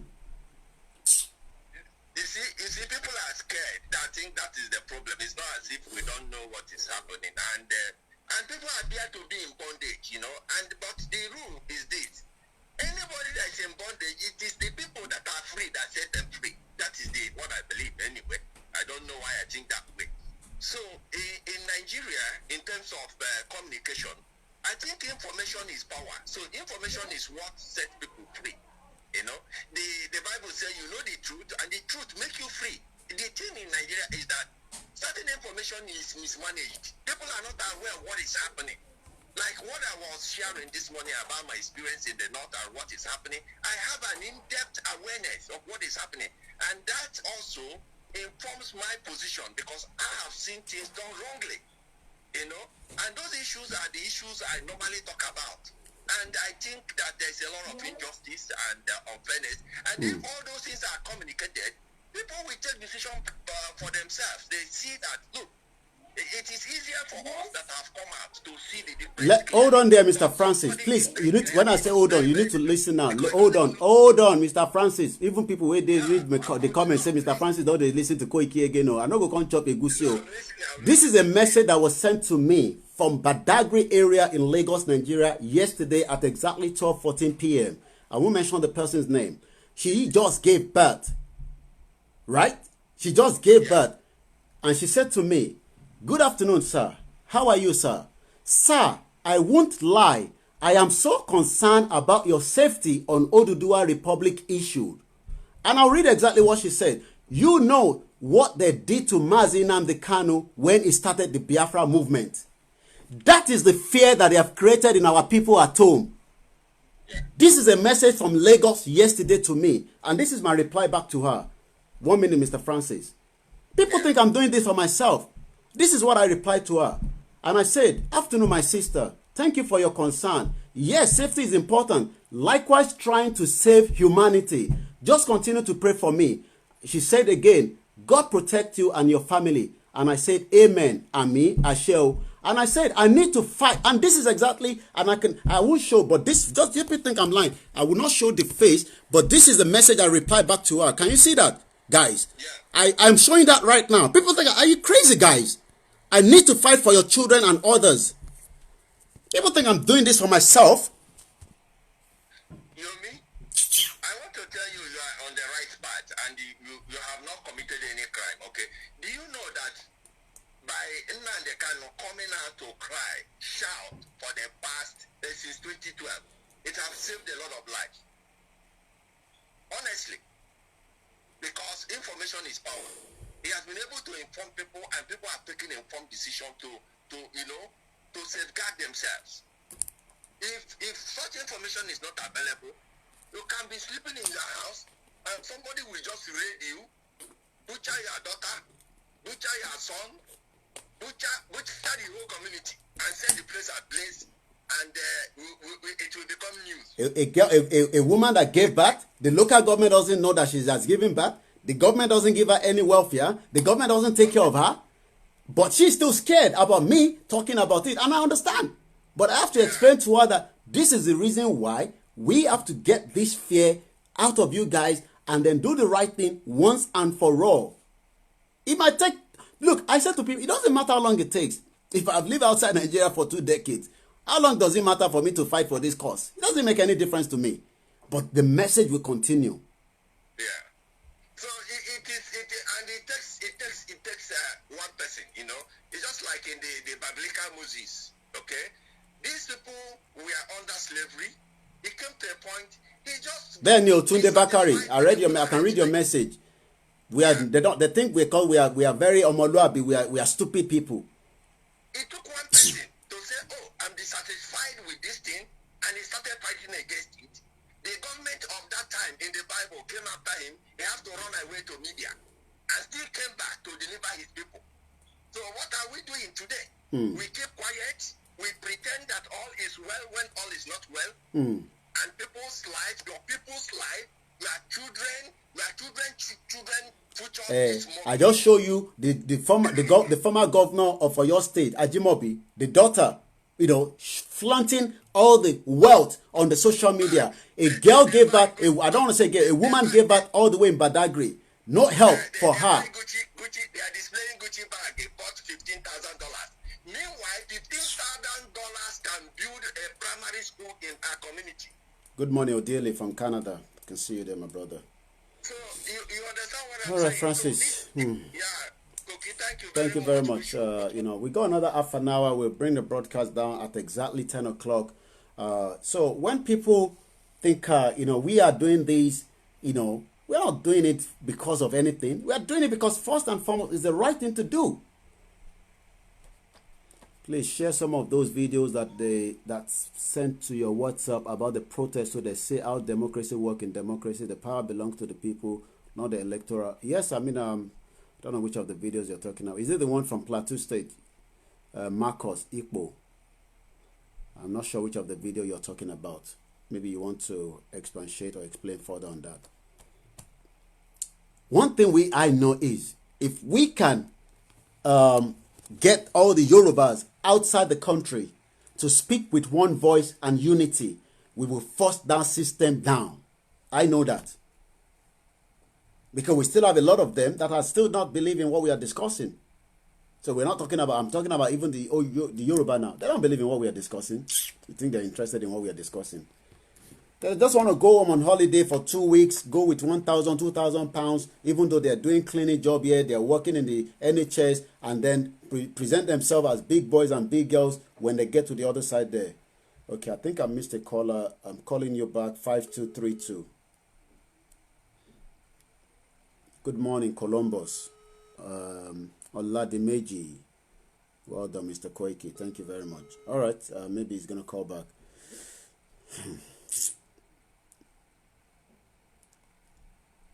People have been, you know, really... Okay. Yes, sir, caller, good morning. Are you the one that sent a video? Because I'm just looking at the WhatsApp message. Did you send me a video? Yeah. I thought we wanted a break, so I sent you the video. I spoke about how we are abroad has affected the people back home negatively. Oh, okay. My sister, right? Mo save number and show relay. Any mo she mo pe ni. I might be not my save and okay. Okay. So okay. Video. What was the? I'll play it now. So do you want me to play that video, right? Yeah. Okay, I'll do that now. All right. People that have stayed here for decades. Okay. We have corrupted the mind of people back home. Negatively. Yeah. So I want to share anything. Somebody like me, I'm just 5 years here and I'm boiling out already. Can you imagine? I've served 21 years outside Nigeria. You think I'm happy to be here? Okay. Likes of you is not much. You understand? I know of people that have used 20 years like you, that they go back home to make people back home feel like shit. You understand me?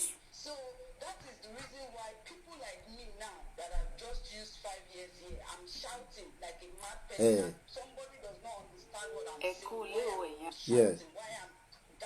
Yeah. Yeah. The caller calling now, that's her. Yeah, I'm gonna roll that video a little bit to us. Yeah. Hey. People think we're enjoying outside because we look fresh.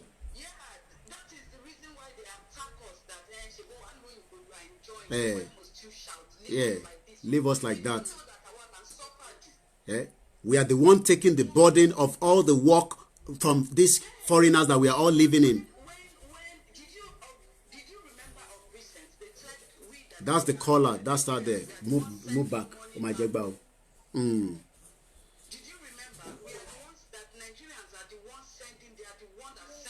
Benny. Good morning, Tunde. What's about this stage here? Because if people at home are not listening to us, you know, it might get to a state, but do we also want to starve our people? I can roll video in a little bit and then let people just hear your voice from that old video. Yeah, thank you very much, my sister. And she just, she's one, oh, you hear what she said? Let's just listen to it. It might be in Yoruba, but, you know, I won't take everything out of it.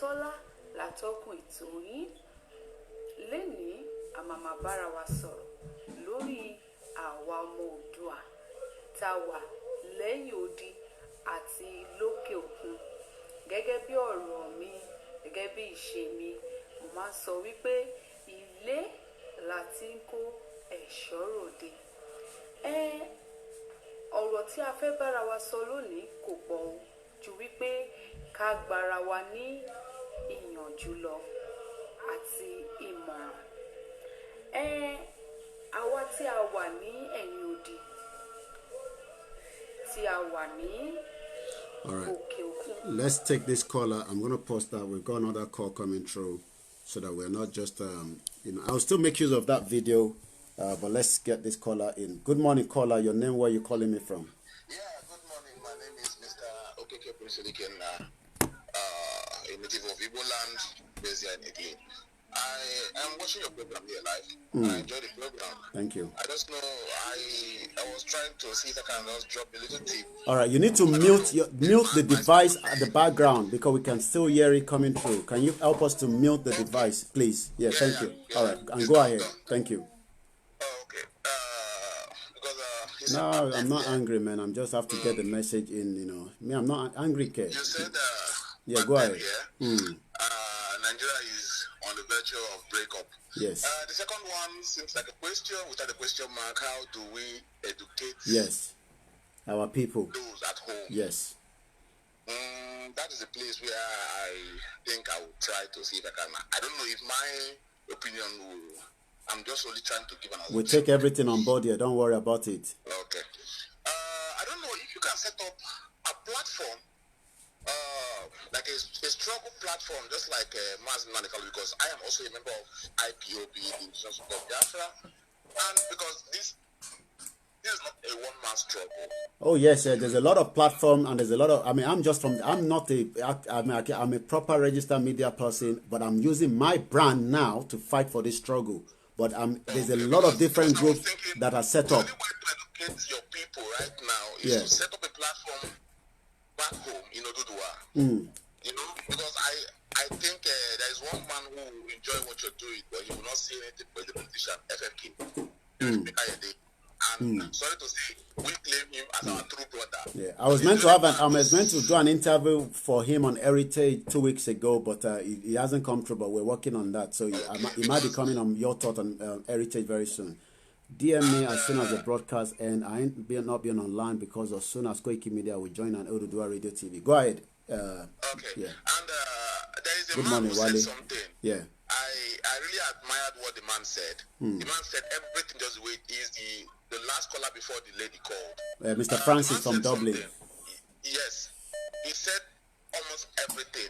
So what I was trying to say is this. I don't know. Maybe you set up like we call our own IPOB. That means Indigenous People of Biafra. Why don't you just set up something like IPOO, Indigenous People of ODUDUWA, you know, so that once the young masses, because they say power belongs to the people. If they can gather 2, 3, 4, think of all these things, you see the muscle. Because they say when broom are together, you can't break it. You understand? But when it's just single, it's just very difficult because he said something that the politicians, they're not. It's not that they are ignorant; they know, but they are guilty because they are eating something. Oh, you don't expect a politician that's still benefiting, have a big car to come and tell you one Nigeria, call one. I mean, break off. They're not interested in that. But they cannot say they won't want the break up to come from them. Now you see, they're just like in the middle, just like let me just use our celebrities. They are kind of job. They don't want the government to start attacking them. You're sponsoring this kind of activities. Oh, you're this. Now people. I have somebody who tell me, you say in Biafra, flavor where I'm from, why do not support? Why this kind of I look at it and say, these guys, they have their kind of business. They are like international business people. If they should involve directly in such thing, think of what will happen to them. I told them. These people are doing their business. As far as I'm concerned, I owe them nothing. They don't owe any apology. Maybe they might be supporting the client. Things like you don't know. So that's why I decided to call. Maybe all right. I don't know. You might support. All right. Thank you very much, guys. It's well noted. Thank you very much. Thank you. All right. Let's take the next caller. Good morning, caller. Your name? Where are you calling from? You gotta speak up. You see when people call you gotta speak up because the conversation is very hot. It's not the conversation you call and you're in your bedroom with your madam. You gotta speak up, man. I'm not in my bedroom. Good morning, Mr. Okiki. Are you hearing me now? Good morning. How are you, my brother? I'm cool. I want to like there's something the last caller said. Yeah. He said we Yoruba should form something like IPOB, like IPOO. No. Yeah. We do not need those indigenous people of ODUDUWA. We are different in our own strategies. Oh yes, definitely. Yes, I keep saying that all the time. Our strategy is gonna be different. Yeah. I'm not tribalistic. I love the IPOB and I do this to Nadikalo every time it comes from there. Yeah. But we do not need all those ideas. Yeah. So that's just my opinion. All right. Thank you. Thank you very much. Well, like I said, the Yoruba are sophisticated. They have a lot of ideas of their own. Let me say this, my sister. So each time you call now on this particular phone, I have your number on the other line. Shut up. I'm going to read a little bit more from that video, and then if any call comes through again, we will definitely pick it up. Where are we from that video? Mimuna, don't distract me, okay? No, don't distract me. I'm busy now. What happened? I told you there's no cake yet. Later. Don't come and ask for cake when I'm doing live broadcast. Kí ni ipa wo là ń kó nínú ayé àwọn tó wà ní inú ilé tí wọ́n wà lórí orílẹ̀-èdè Oòduà Republic. All right, let's pause that. We've got another caller. Good morning, caller. Your name? Where are you calling us from? From where? India.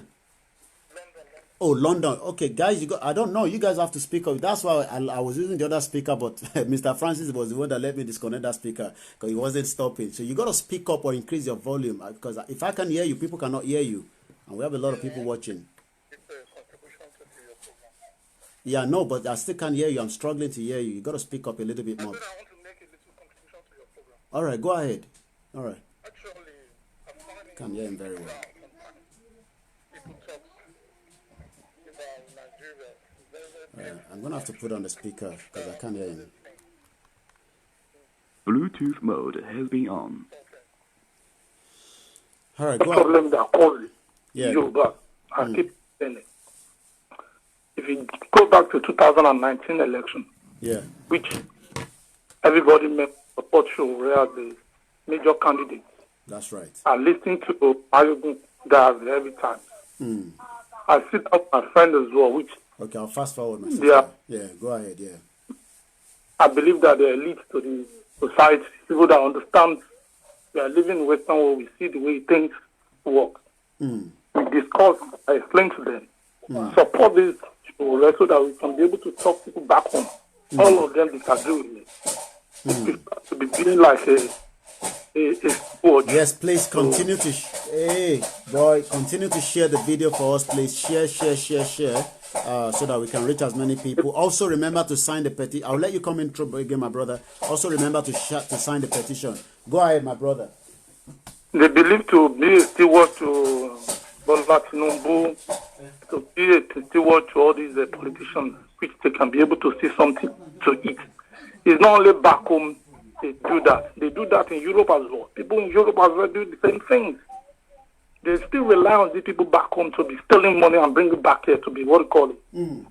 They're using to feeding them as well. There's a few people that believe that this country is better for us to break up. More than one thing. There's few people. They go back and do the narrative and do the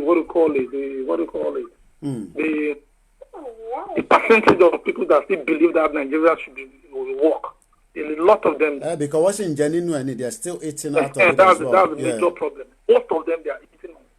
Most of them, they prefer to die in this country better to go back to their country and make it better. That's the problem we are facing. I have so many business over there that need us. That's why I said that Nigeria, we have a major problem in that country. Yeah, that's why we need. And that's the problem. That's the then easy for us to fight system here down. But because if you go back to our history, we ourselves, we don't like each other. Go back to our history. Go back to what we call it, the Nawolowo history. Go back to MKO. Go back. They always use Yoruba against Yoruba. Yoruba. It's always Yoruba that we use. Country to the Europe as well. You will see it that we don't have the community. As we are doing this live broadcast every day, some Yoruba are already thinking how to truncate Look at people that we sit down, people that sit down with that, that believe that they went to school. It's not that what we call it literary. They know how things work. Other people, they will argue that they prefer the way that Nigeria is working. Yeah, because they're wicked. It's as simple as that. They're just pure wickedness. Wickedness. I always sit down, think. How did I don't know what kind of woman being. You can't live for life. I don't understand. You can't live for life. You have a short time in this head. After 70 years, you finished. I don't know what you always thinking. Yoruba is the problem of Nigeria. I keep on saying it. Can you see the way Igbo people are fighting every day? Yoruba people will say that they should kill them. They should kill them in America. When they arrest Showena, when I sit down with my friends, I say, what they are doing to this guy is wrong. He said, they should arrest him, they should jail him. Why is he calling for revolution? Say revolution today by anything. Say revolution to show what they pay for today by anything. Definitely.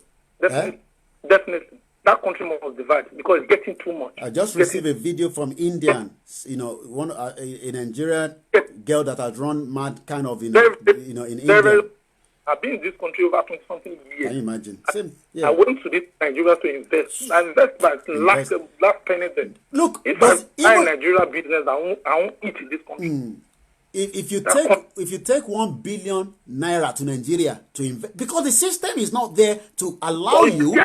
That's why I keep on telling people. Don't believe that the system is working. The system is not working. It's the system. They make the system. Back 20,000 pounds times 10 times every day into that country from your own money outside. It goes drain. You'll be asking yourself, where is the money? Definitely. You can't people think, my brother, sorry to speak over you. They believe the way Nigeria is running. No, because the people think when they see that, they say business is going up in Nigeria with Dangote that is doing all kind of, with other. So people think when they hear that Nigeria is working, they hear maybe because some liver brother, some international company. Those ones have another thing working underneath. Money. Dangote is back up with business company. The exchange rate they are giving Dangote is different from the exchange rate they are giving other people outside Nigeria, other common man. O rò pé torí pé o ní owó kan o wá gbé kúrò ní UK o kúrò l'Amẹ́ríkà o lọ invest sí Nàìjíríà ó máa wọlé ní because the system is not there. If you can be able to continue talking your own. I have a friend watching me now, very close to me. He's asking me when is the passport of ODUDUWA going to be ready. I see the passion. Everybody that here, they see the passion. It's a pure It's a few of us that have still that passion. Other people sit down and go to Nigerian community. We don't have community Nigerian restaurants and sit down with them and eat. They have the same thing like Nigerian people. Oh yeah, they might get. Do you know that, my brother? Do you know that a lot of Nigerian businesses that I'm aware of here missed out from the government support because they were not doing the right thing. They were still doing it like Nigerian business. Definitely. Everybody just looking for someone to be selling and be using them to. That's not a business. The song you played on the 26th of last month, you said one sister sent. Okay, I'll send that to you. Somebody wants me to send something to them. I'll send it to you. Yeah. All right. Thank you, my brother Jerry. Oshegoni. You know, it's a way Nigerian work. Oh, back koda ko gba loan, ko gba credit card, ko yawo lọ́wọ́ àwọn èèyàn in £100,000, take it to Nigeria. It will go drain because there's no system to cope you, to support you even if it goes drain. Let's take more from that, my sister. I've sent the link as well, but let's just pick a little bit from it.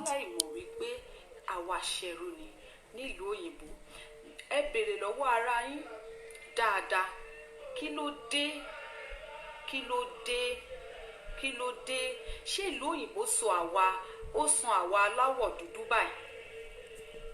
Àwa tá wà nílùú òyìnbó, ṣé ọ̀wọ̀ tí ó yẹ kí ọmọ Oòduà ní nílé lóko àti lẹ́yìn odi òun ni wọ́n fi fún wa ṣá? Ṣé iṣẹ́ tí a lè ṣe tí a ò lè ṣe ní ilẹ̀ bàbá wa òun ló ń fún wa ṣe níbí ṣá? Ṣé ìgbé ayé tí à ń gbé tí a bó bí ilẹ̀ Oòduà ò ṣe rójú lénìí tí ó yẹ pé à ń gbàdúrà kí Ọlọ́run bá wa tò ní? Ẹlòmíì ń gbé ìgbé ayé tí kò rọrùn nílùú òyìnbó débi pé ó kódà ó bẹ́tà kó kúkú padà sí ilẹ̀ Oòduà. Ó dáa fún kó kúkú padà sí ilẹ̀ Oòduà. Mo ti rí wọn lọ́lọ́kan òjọ̀kan níbi tí mo ti ń sọ̀rọ̀ yìí, ṣùgbọ́n ẹ̀bẹ̀ tí mo fẹ́ bẹ̀ àwa tí a wà lókè òkun ni wípé ẹ jẹ́ ká máa sọ òtítọ́ ọ̀rọ̀ fún àwọn tó wà nílé. Ní ìsinyìí wọ́n ní wọ́n máa ń sọ kinní kan ní ilẹ̀ Oòduà ni wọ́n á ní ó sì ń rìn ẹni kò ì já ẹ̀jẹ̀. Ó ti ń já àwa tí a wà ní ilẹ̀ ní òkè òkun àti lẹ́yìn odi, ó ti ń já wa jẹ ní ìsìn. Àwa la wá ń kígbe, àwa tá àti ìlòjọ ọdún 5, ọdún 6, ọdún 7 lọ, ẹlòmíì ọdún kan ló sì lò nílùú òyìnbó. Ó ti gbé fóònù, ó ti ń kígbe fáwọn aráalé pé ibi yìí ò dá o, ibi yìí ò ṣe o, ẹ má wá o, ó pè mí, ó kódà ó dáa kí n kúkú wà nílẹ̀ Oòduà. Ṣùgbọ́n àwọn aráalé ò gbàgbọ́ mọ́ nítorí ẹ̀yin tí ẹ ti lò bí 20 ọdún, tẹ́ ti lò ọdún 10, tẹ́ ti lò ọdún 12, tẹ́ ti lò 70 ọdún nítorí pé ẹ ti lọ fi yangàn fún wọn. I'll just post that as I'm just winding down so that we can end the broadcast at exactly 10, like I said. The YouTube link, I've already posted it for the benefit of those of you that want to watch it further. Thank you very much, Mosho, all the way from Singapore. A lot of ODUDUWA, brothers. I remember my interview with him. Let me see if I can pick that interview. In Tejosho, in Yaba. It was an outdoor interview I had with him, the political analyst. Nigeria is not going to work. It was never designed to work. Olayomi. I'm just looking for it on Facebook. Olayomi Koiki. Wonder your president has technical glitch from Asuro, cannot speak to international community. Nigeria is going to work.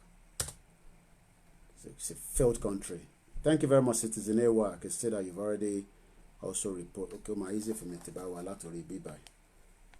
Nigeria that is a fraud.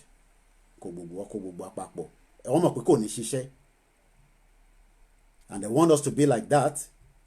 They want us to continue to be like that. We'll break it up. It will disintegrate. Whether you like the way we say it or not, that's your own cup of tea. We are tired. We are tired. I'll show you that now. This is me with him. When I had this interview with him, people said because you think I'm upset about Nigeria. crazy country that has never worked.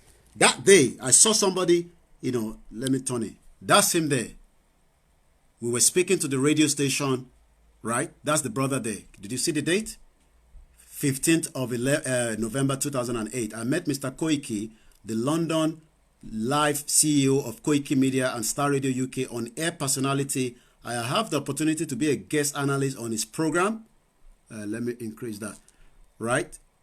On his program via Skype from Singapore. I am glad we finally met. Upon meeting him, Mr. Yomi immediately connected Star Radio studio in UK and had to start analyzing the street of Lagos. And this was, so people think maybe because I said Nigeria is not working. I could be going to Nigeria and be deceiving people and come back here and then go for 2 weeks, come back here. I want to go and live in ODUDUWA land. I am tired of living here.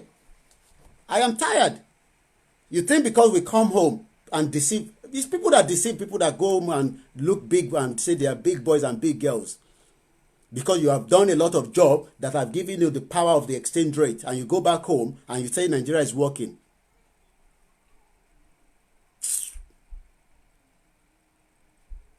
And you think TVC, channels, television, AIT will discuss what we are discussing here for 3 hours. Go on. If I switch to what they're discussing now, I can tell you what they're discussing. I have it on my Sky 515. That's TVC. That's your view. That's what they're discussing. You can hear the sound. Well, they're not interested in it because they are part of the problem. You think they will talk about what I have been discussing now for the last 3 hours on TVC? It's got Mamora. We did a program in Ikeja for one company because of what my media job. We do a lot of live broadcast. When they had the healthcare magazine, my team interviewed him. This same man. Let me turn the camera around. I'm gonna zoom it in. I'm gonna turn it over there, and then I'm gonna just zoom it. That's it. Can you see? Nigeria breaking. Rethink, she will be talking about break up Nigeria. Do you know that there was one girl or one lady or woman that used to work with them? Her views was not going aligned with the view of TVC. She left them. Remind me the name. I don't know if anybody can remember me. They are like Ajia Romileti girl ti on ba won sise ni TVC yen. Ti o kúrò láàrin wọn. I met her during celebration and I took a picture with her. She's always heavy on Twitter. I can't remember her name now. Shut up, Daddy. Shut up there. Get me upset this morning now. Romiloti Orukwe. She works with TVC, but when she started criticizing the government, TVC did not like her anymore. I want somebody to remember me her name. I ya picture pẹ̀lú tó bá rántí nígbà tí mo wá sílé pẹ̀lú celebration. She's no longer working with TVC, but she's always on Twitter hitting them very hard.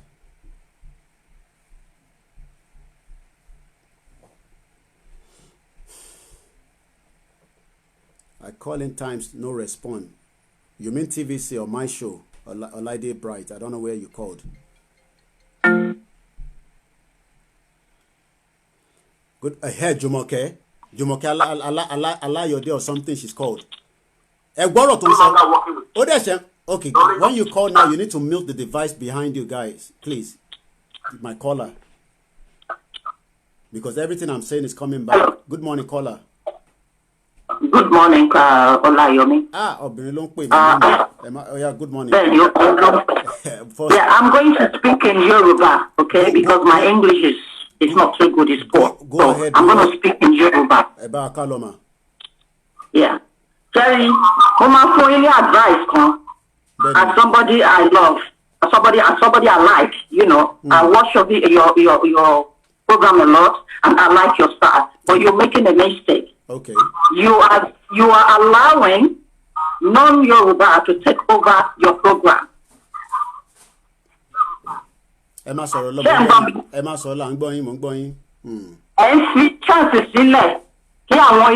because I'm going to be blunt. Okay. Chances can't take over program.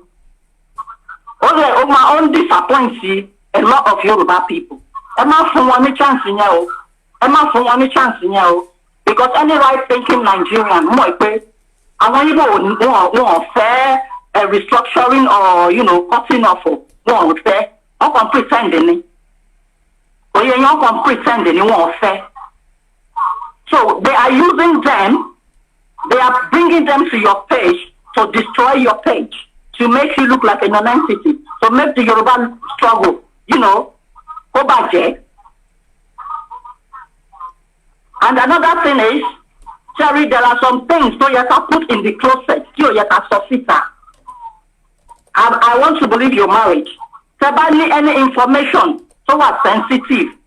Kettle basita and discuss it because I will bring a bit of more like you are sorry to say.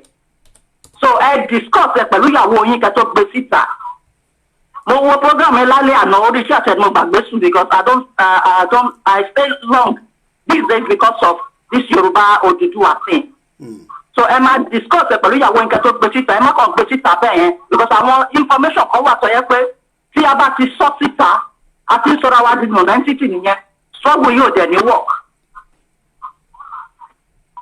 So you see. So I want what you my buying so but let me just check my message on Facebook and then I saw you online. I said let me quickly call this guy. Do you want me to respond? Hello? Let me take it off from the speaker so we can hear very well. Do you want me to respond back to your comment or contribution right now? Yes, you can. All right, I'm going to take it off from the speaker so that, and then I'll put it into the phone speaker because the speaker, okay.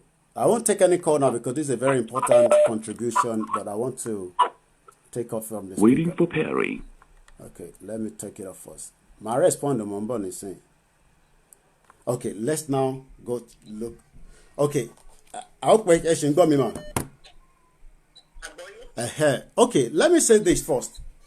If we are having a program, and I believe we have give and take right in London alone, I'm not talking about the whole of UK, Yoruba community that have not contributed by even watching this program. That's number one. They have not called the program.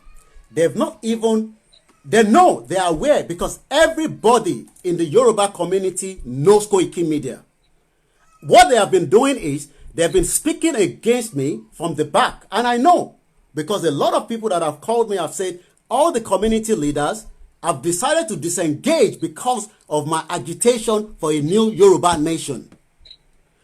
I am one of the only media, and I can say it authoritatively, that have visited most of the programs taking place in this country in the last 7 or 6 years. So if we are having a program like this, a lot of them have been my friends, auntie, uncles, on my timeline, but the moment I change the discussion from one Nigeria into Yoruba, they have literally stayed away. I am not going to beg anybody to come on the show and listen to me. It is up to Yorubas that are living here. I'm not even talking about the Yoruba outside. I am talking about the one in London that knows me very well but refuse to even watch this program live. They go back and watch it after I have ended the program. So it is up to them to call in just like you have done. So I cannot force anybody, by having a program and say, oh, it has to be for Yoruba alone. The Yorubas are the one that is meant to say, kudos to you for what. I have a screenshot and I have kept that screenshot. A man called me and I thought he was on my side. He's a Yoruba man. He said, Aburo, into Nshenye, I cannot come out. I had a screenshot that was sent to me. He went back and said, oh, it's one Nigeria. This is someone that called me. So this is what we say, Oloteniwa. So I am happy that you came out and said this and say, oh, the Igbo are overtaking the show. It's not the Igbo. The Yoruba that are living here, what are they doing? This is why we are calling them. They refuse to. My mom listened to my show. My mom is a Yoruba man. A lot of my mom's friends that are Yoruba are listening to me and they agree with what I am saying. I have Alaja Ajibike that listen to me. I have Alaja Risika Tokbiri. None of them have called my mom to caution me for the discussion of what I am saying. So yes, I can agree with the other point where sensitive information we can keep to ourselves. But in the times that whether the Igbo people will come on the platform to overtake the show, I won't agree with that. Because the Yoruba, my number is there. What they have done is, I am the only Yoruba media, and I can say it. Ben Television, Alistair Shoyode sent me a message and said whether I have become an activist. Alistair Shoyode owns Ben Television. I mention his name now on this broadcast. He didn't even have the gut to call me. Alistair Shoyode, that owns Ben Television, that is the first African television in Europe, sent me a message and said, are you now an activist for ODUDUWA? Go ahead, my mom. Yeah, I understand what you're saying, but I want to make my case as an example. But you're saying, yes. Like, who are making my page, I've been banned from Facebook from commenting or sending this thing because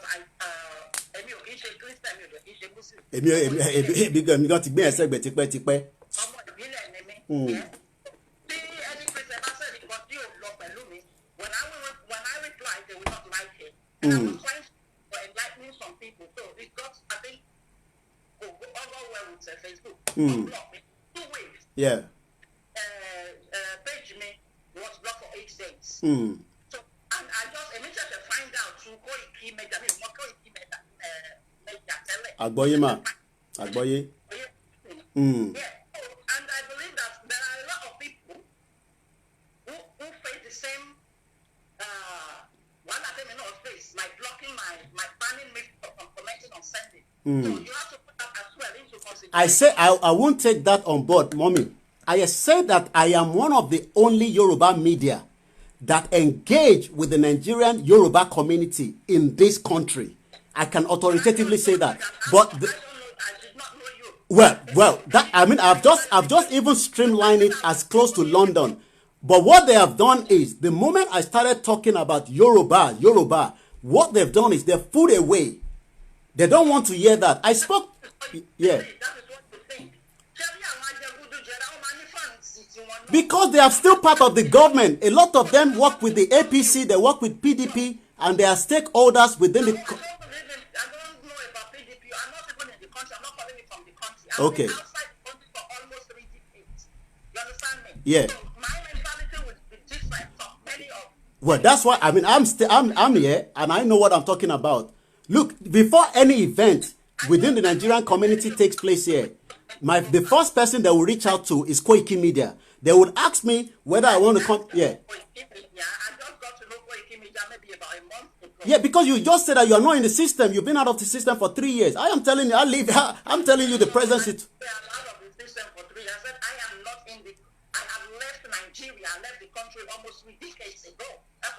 Okay. So what part of UK are you living, ma? I stay in Manchester. Okay, if you stay in Manchester, right, there's still a lot of people that we work with in Manchester. And I can give you an example. Afruk is a very good, child protection. I'm not disputing that. I am not disputing that.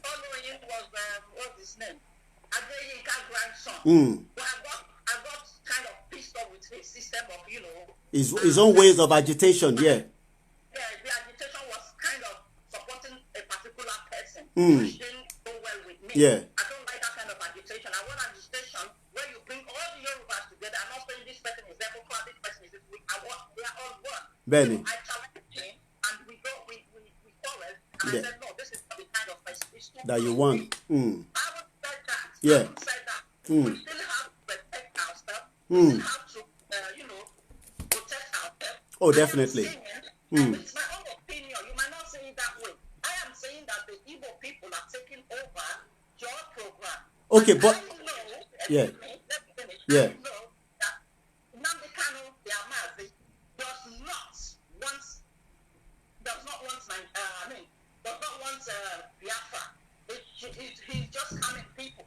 He does not want Biafra. He only wants a Biafra where the rivers, the where I am from, the Benue, and the Delta, and Bayelsa will be part of. And that kind of Delta does not exist. But the question you have not answered my own question, ma. The question is, I have been talking about this conversation going to about 4 weeks now. The Yoruba community in UK, why have they not been calling the show and be watching that same show just like any other community and any other tribe? It's not everybody that will call into a show. So if those that are calling now, so do we stop them from calling in? Is that what you're saying? We need to stop them from calling in. They will share your show. They will pass the information all on me. They are not sharing it. That's what I say. They are not sharing it and they are not calling in. So how do we then? Yeah. Let me tell you something that makes ODUDUWA agitation is the problem they are even facing. Yeah. One thing that I really do not like. Yeah. You understand? If you come out now, yeah. Another Yoruba person, ODUDUWA person will come out. About 5 people will be online the same time. So which one do you want us to watch? It doesn't matter. Look, Auntie, you see that I have already said that a lot. I'm going to come in there. I will come in there from the media perspective. If you go on the Sky News now, Sky is saying the same thing. BBC is saying the same thing. ITV is saying the same thing. CNN is saying the same thing. We must have multiple media speaking simultaneously. We are working to bring. It doesn't matter because not every. You've just come across my platform now. Everybody will not come across that platform the same way they've come across, Frank Bello and other platforms. So what you're saying is we need to coordinate and be talking. So when Mayegun wants to talk, I need to sit down and let Mayegun finish before I come on board. But sometimes you see that 3 of you are online at the same time. Well, sometimes, but not all the time. But at the end of the day, we can't stop that. Did you listen to my caller? Hello, Auntie. But if it's one person watching, you will see that your group, the viewers will be more. Can I say something? Did you hear the caller from Lagos, Mr. Abiodun, that called us that said yesterday he was engaged, almost attacked by someone because he was talking about ODUDUWA, but the person in Nigeria, somewhere in Bagada, refused to listen. So it's not about just one media now. We are working to make sure that the message penetrates by using every one of us in different locations, different time zone. And that is why I share all the time, all the programs happening in all the different platforms on my own timeline.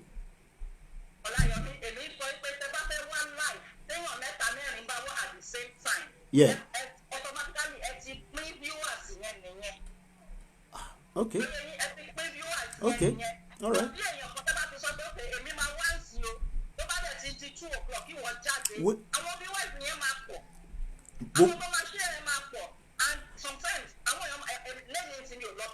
Yeah. And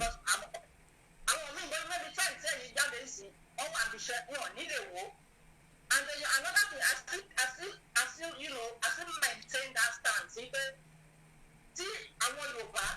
You want to watch the page, you can't replay. I want you to go don't comment, don't share it, not only commenting a lot, but they still play this blame game, this I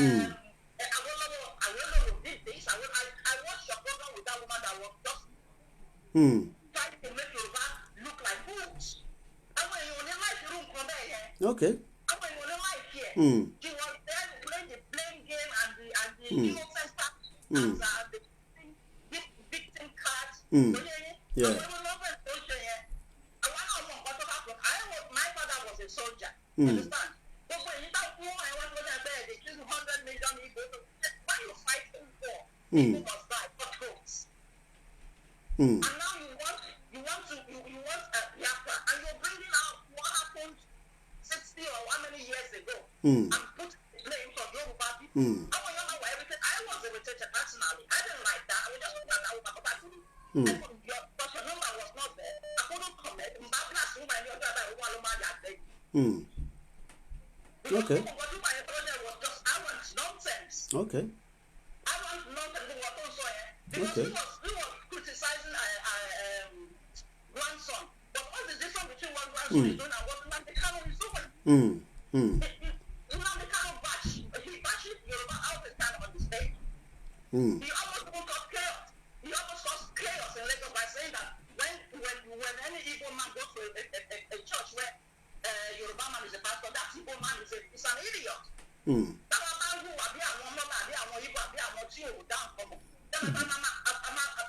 Come out and It's getting hot in here. I like it. Yeah. Okay. Okay. Either you like it or not, either you accept it or not, it's for ODUDUWA, it's for Yoruba, it's a Yoruba platform. So the Igbos should not be coming there to make comments and be playing tactics and be playing. Well,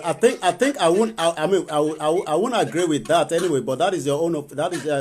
Your own personal opinion. But I won't agree with that anyway. But that's fine. Everybody has a different opinion, and that's why we have different platforms. Yeah. We don't want them coming to insult our elders. If you want Biafra, focus on the Biafra that you want. Stop telling me that somebody died.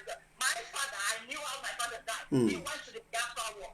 So I have a lot of uncles who lost their life in the Biafra war. So it's not only the people that died during the Biafra war. We have some Yoruba that joined the Biafra war. We have some, Hausa that joined the Biafra war. We had a lot of people that lost their lives. It's not only people that lost their lives. We don't want to know how many Edo people or Ojuku people killed before he was stopped at Oren. Yeah. My father was a soldier, and I know what happened during the war. I am not a child. I am not dumb. I can take one I want together and make it cheap. Okay. Well. I don't want to hear such people coming there and be talking rubbish. Okay. That woman talked rubbish. Okay. There is no difference between what Adelika grandson is doing and what Nnamdi Kanu is doing. Nnamdi Kanu bashes up all the time. Okay. All right. Thank you. You have to be very, very, very diplomatic. When somebody comes on your page, I want to insult our elders. And then you're our elders is here because it was, in fact, you know who are taking for the minority anymore. Okay. They can't come there and be insulting our elders. You want Biafra, you focus on the wanting of Biafra and getting of Biafra. This Biafra will know that it's that the Canada doesn't want it. It's just playing around. Okay. He doesn't want it. He wants, because he wants a Biafra where other people will be there and those people don't want to be there. A Calabar man don't want to be part of Biafra. Let's not deceive ourselves. And it's just that we're not, Atarino Kubo said it that he is not a Biafran. He was the first person that came out to say he is not a Biafran. The Benue state governor came out and said, Nnamdi Kanu needs to be checked into the hospital if you want Benue to be part of Biafra. So what are we talking? Why are we deceiving ourselves that Biafra? So I will stop here. I've been watching you. I've been watching all that. Okay. And I will make my comment. Well, your point is well heard, and I'm sure those that are listening as well. But I will still stand on my own point that I don't have to go and force any Yorubas to. I'm not going to go and force any Yoruba to listen to my broadcast. It is up to them, because I don't have, at the end of the day, whether they know the right thing or they don't know the right thing is up to them. But I know that though. Well, if we have a lot of them watching, they can also comment as well. So, let me even stop you again. Let me open you a secret. Yeah. Let me open you a secret. Yeah. I think it's one of your is a moderator. I say moderator now. I told you my English is bad. I don't know if it's moderator or not. One of the guys that speaks was online. Is it Hamilton or something? David Hamilton. I think the AY. No, it's David Hamilton. Akogun. I sent one of them. It's either of these two. Okay. I was trying to because I thought my banning has expired. So I tried to, make a comment and it showed red. Back.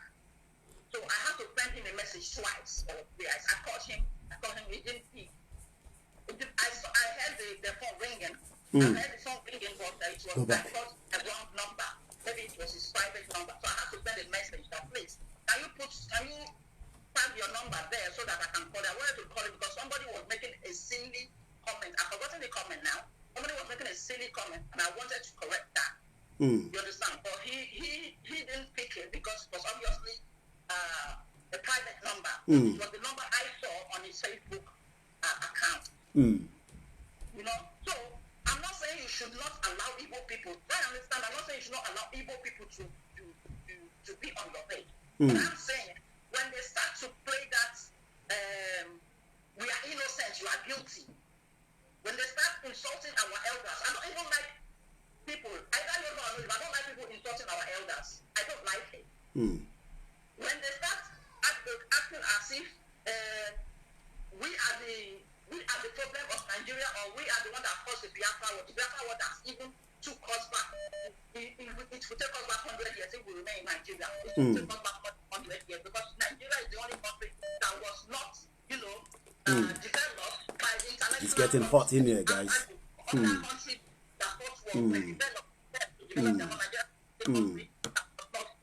Okay. Okay, all right.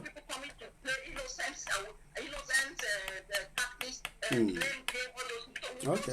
What I mean that I think what. I like that guy from Bello. Yeah. When you start talk nonsense, he cut you off. He cut you off, and I was like boiling inside that. Why is Koiki listening to this stupid woman? Why is Koiki? Well, for you, it might be a stupid woman. For me, it's not a stupid woman because at the end of the day, I live in a civilized society, and everybody's view must be heard, regardless of whether some people like it or not. I don't give it, So, because at the end of the day, if we keep saying that some people's voices are stupid, then that is where the problem is. We must first make sure that we hear people's view. I understand what you've said anyway, so that's fine. I mean, your views have been heard as well, but that won't change. Yeah.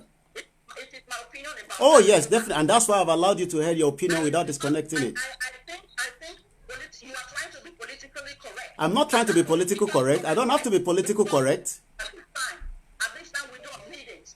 I don't have to. I mean, if you say I'm politically correct, then that means you don't understand what I am saying as well. Because I mean, I'm standing here every day, putting my face out and saying that the country is not working. Do you know that there's already a threat on me as well that way?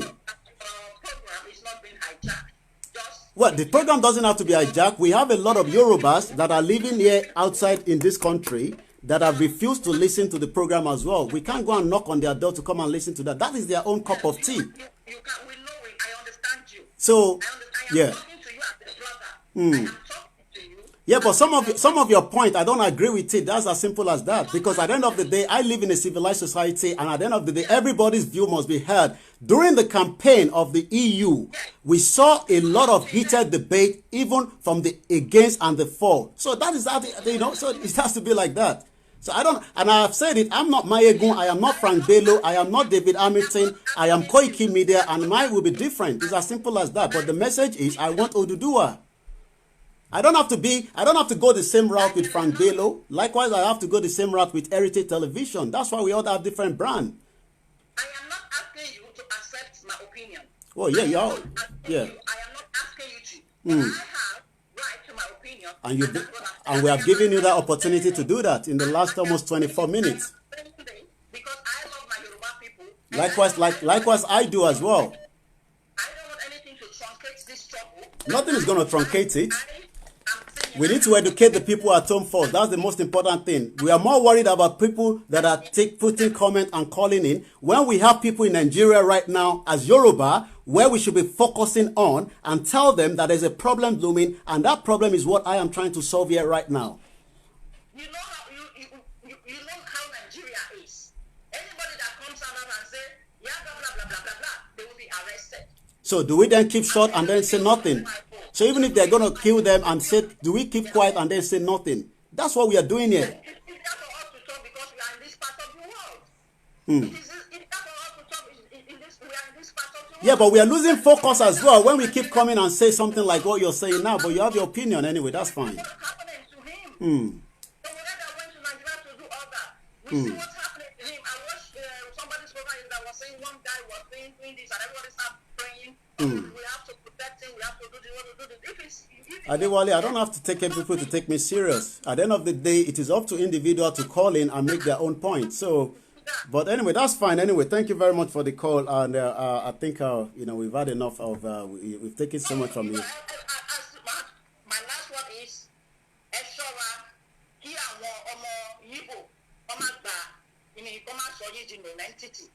Well, at the end of the day, there's a lot of platforms that can also do the same thing, and then I'm sure you have a platform as well. Thank you very much. Let's take Wale Aderikomi. Okay, I'm going to go straight to Lagos first. Abiodun, I have to take you in and disconnect Wale.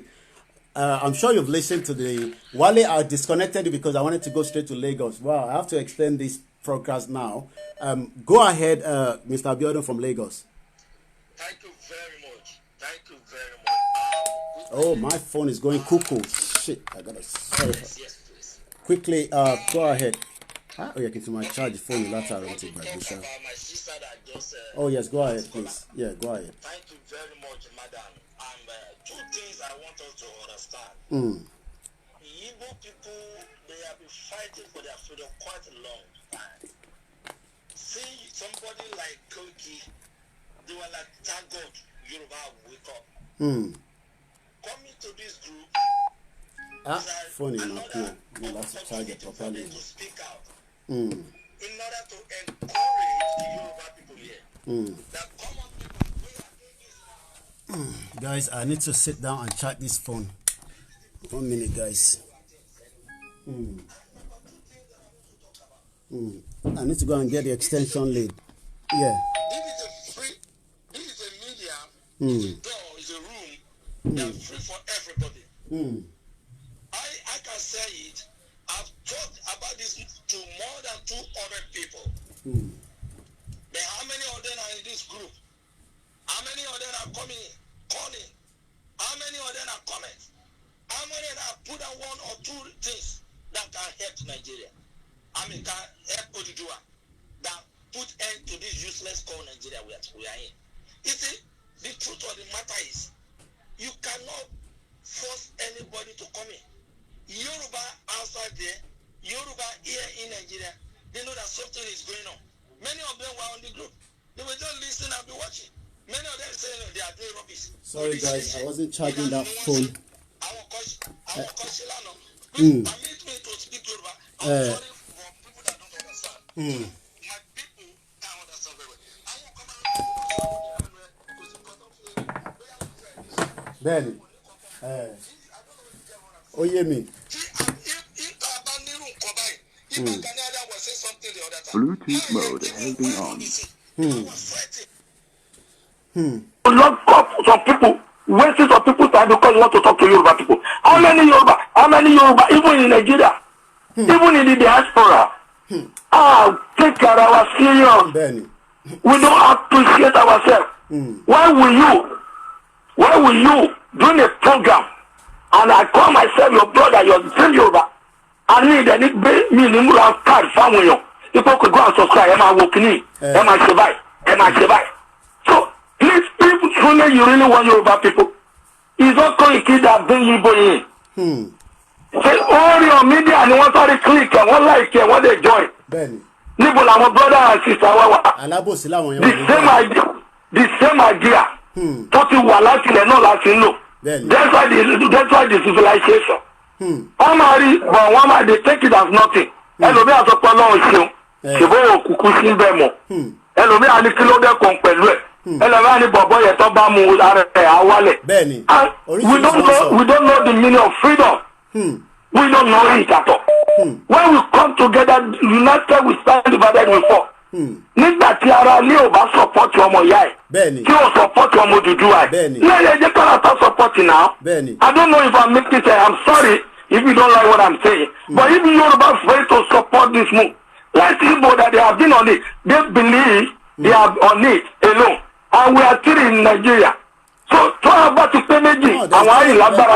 One minute, let me respond. And that is what I'm... 1 minute, my brother. Zainab, we are not going to speak Yoruba here, but I will allow people to speak Yoruba when they come in. Look, I don't give a toss whether people agree with my own style. I have said it, I am not Mayegun, I am not Frank Bello, I am KOIKIMEDIA, I am not a blogger, I am a registered media journalist.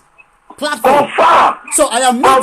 So, and also, if people think we are going to go in a route where, there are some things that we cannot say, because I am a fully registered media organization here, and this agitation, I have said it so many times that I will stage a one-man protest against any Nigerian event taking place in this country.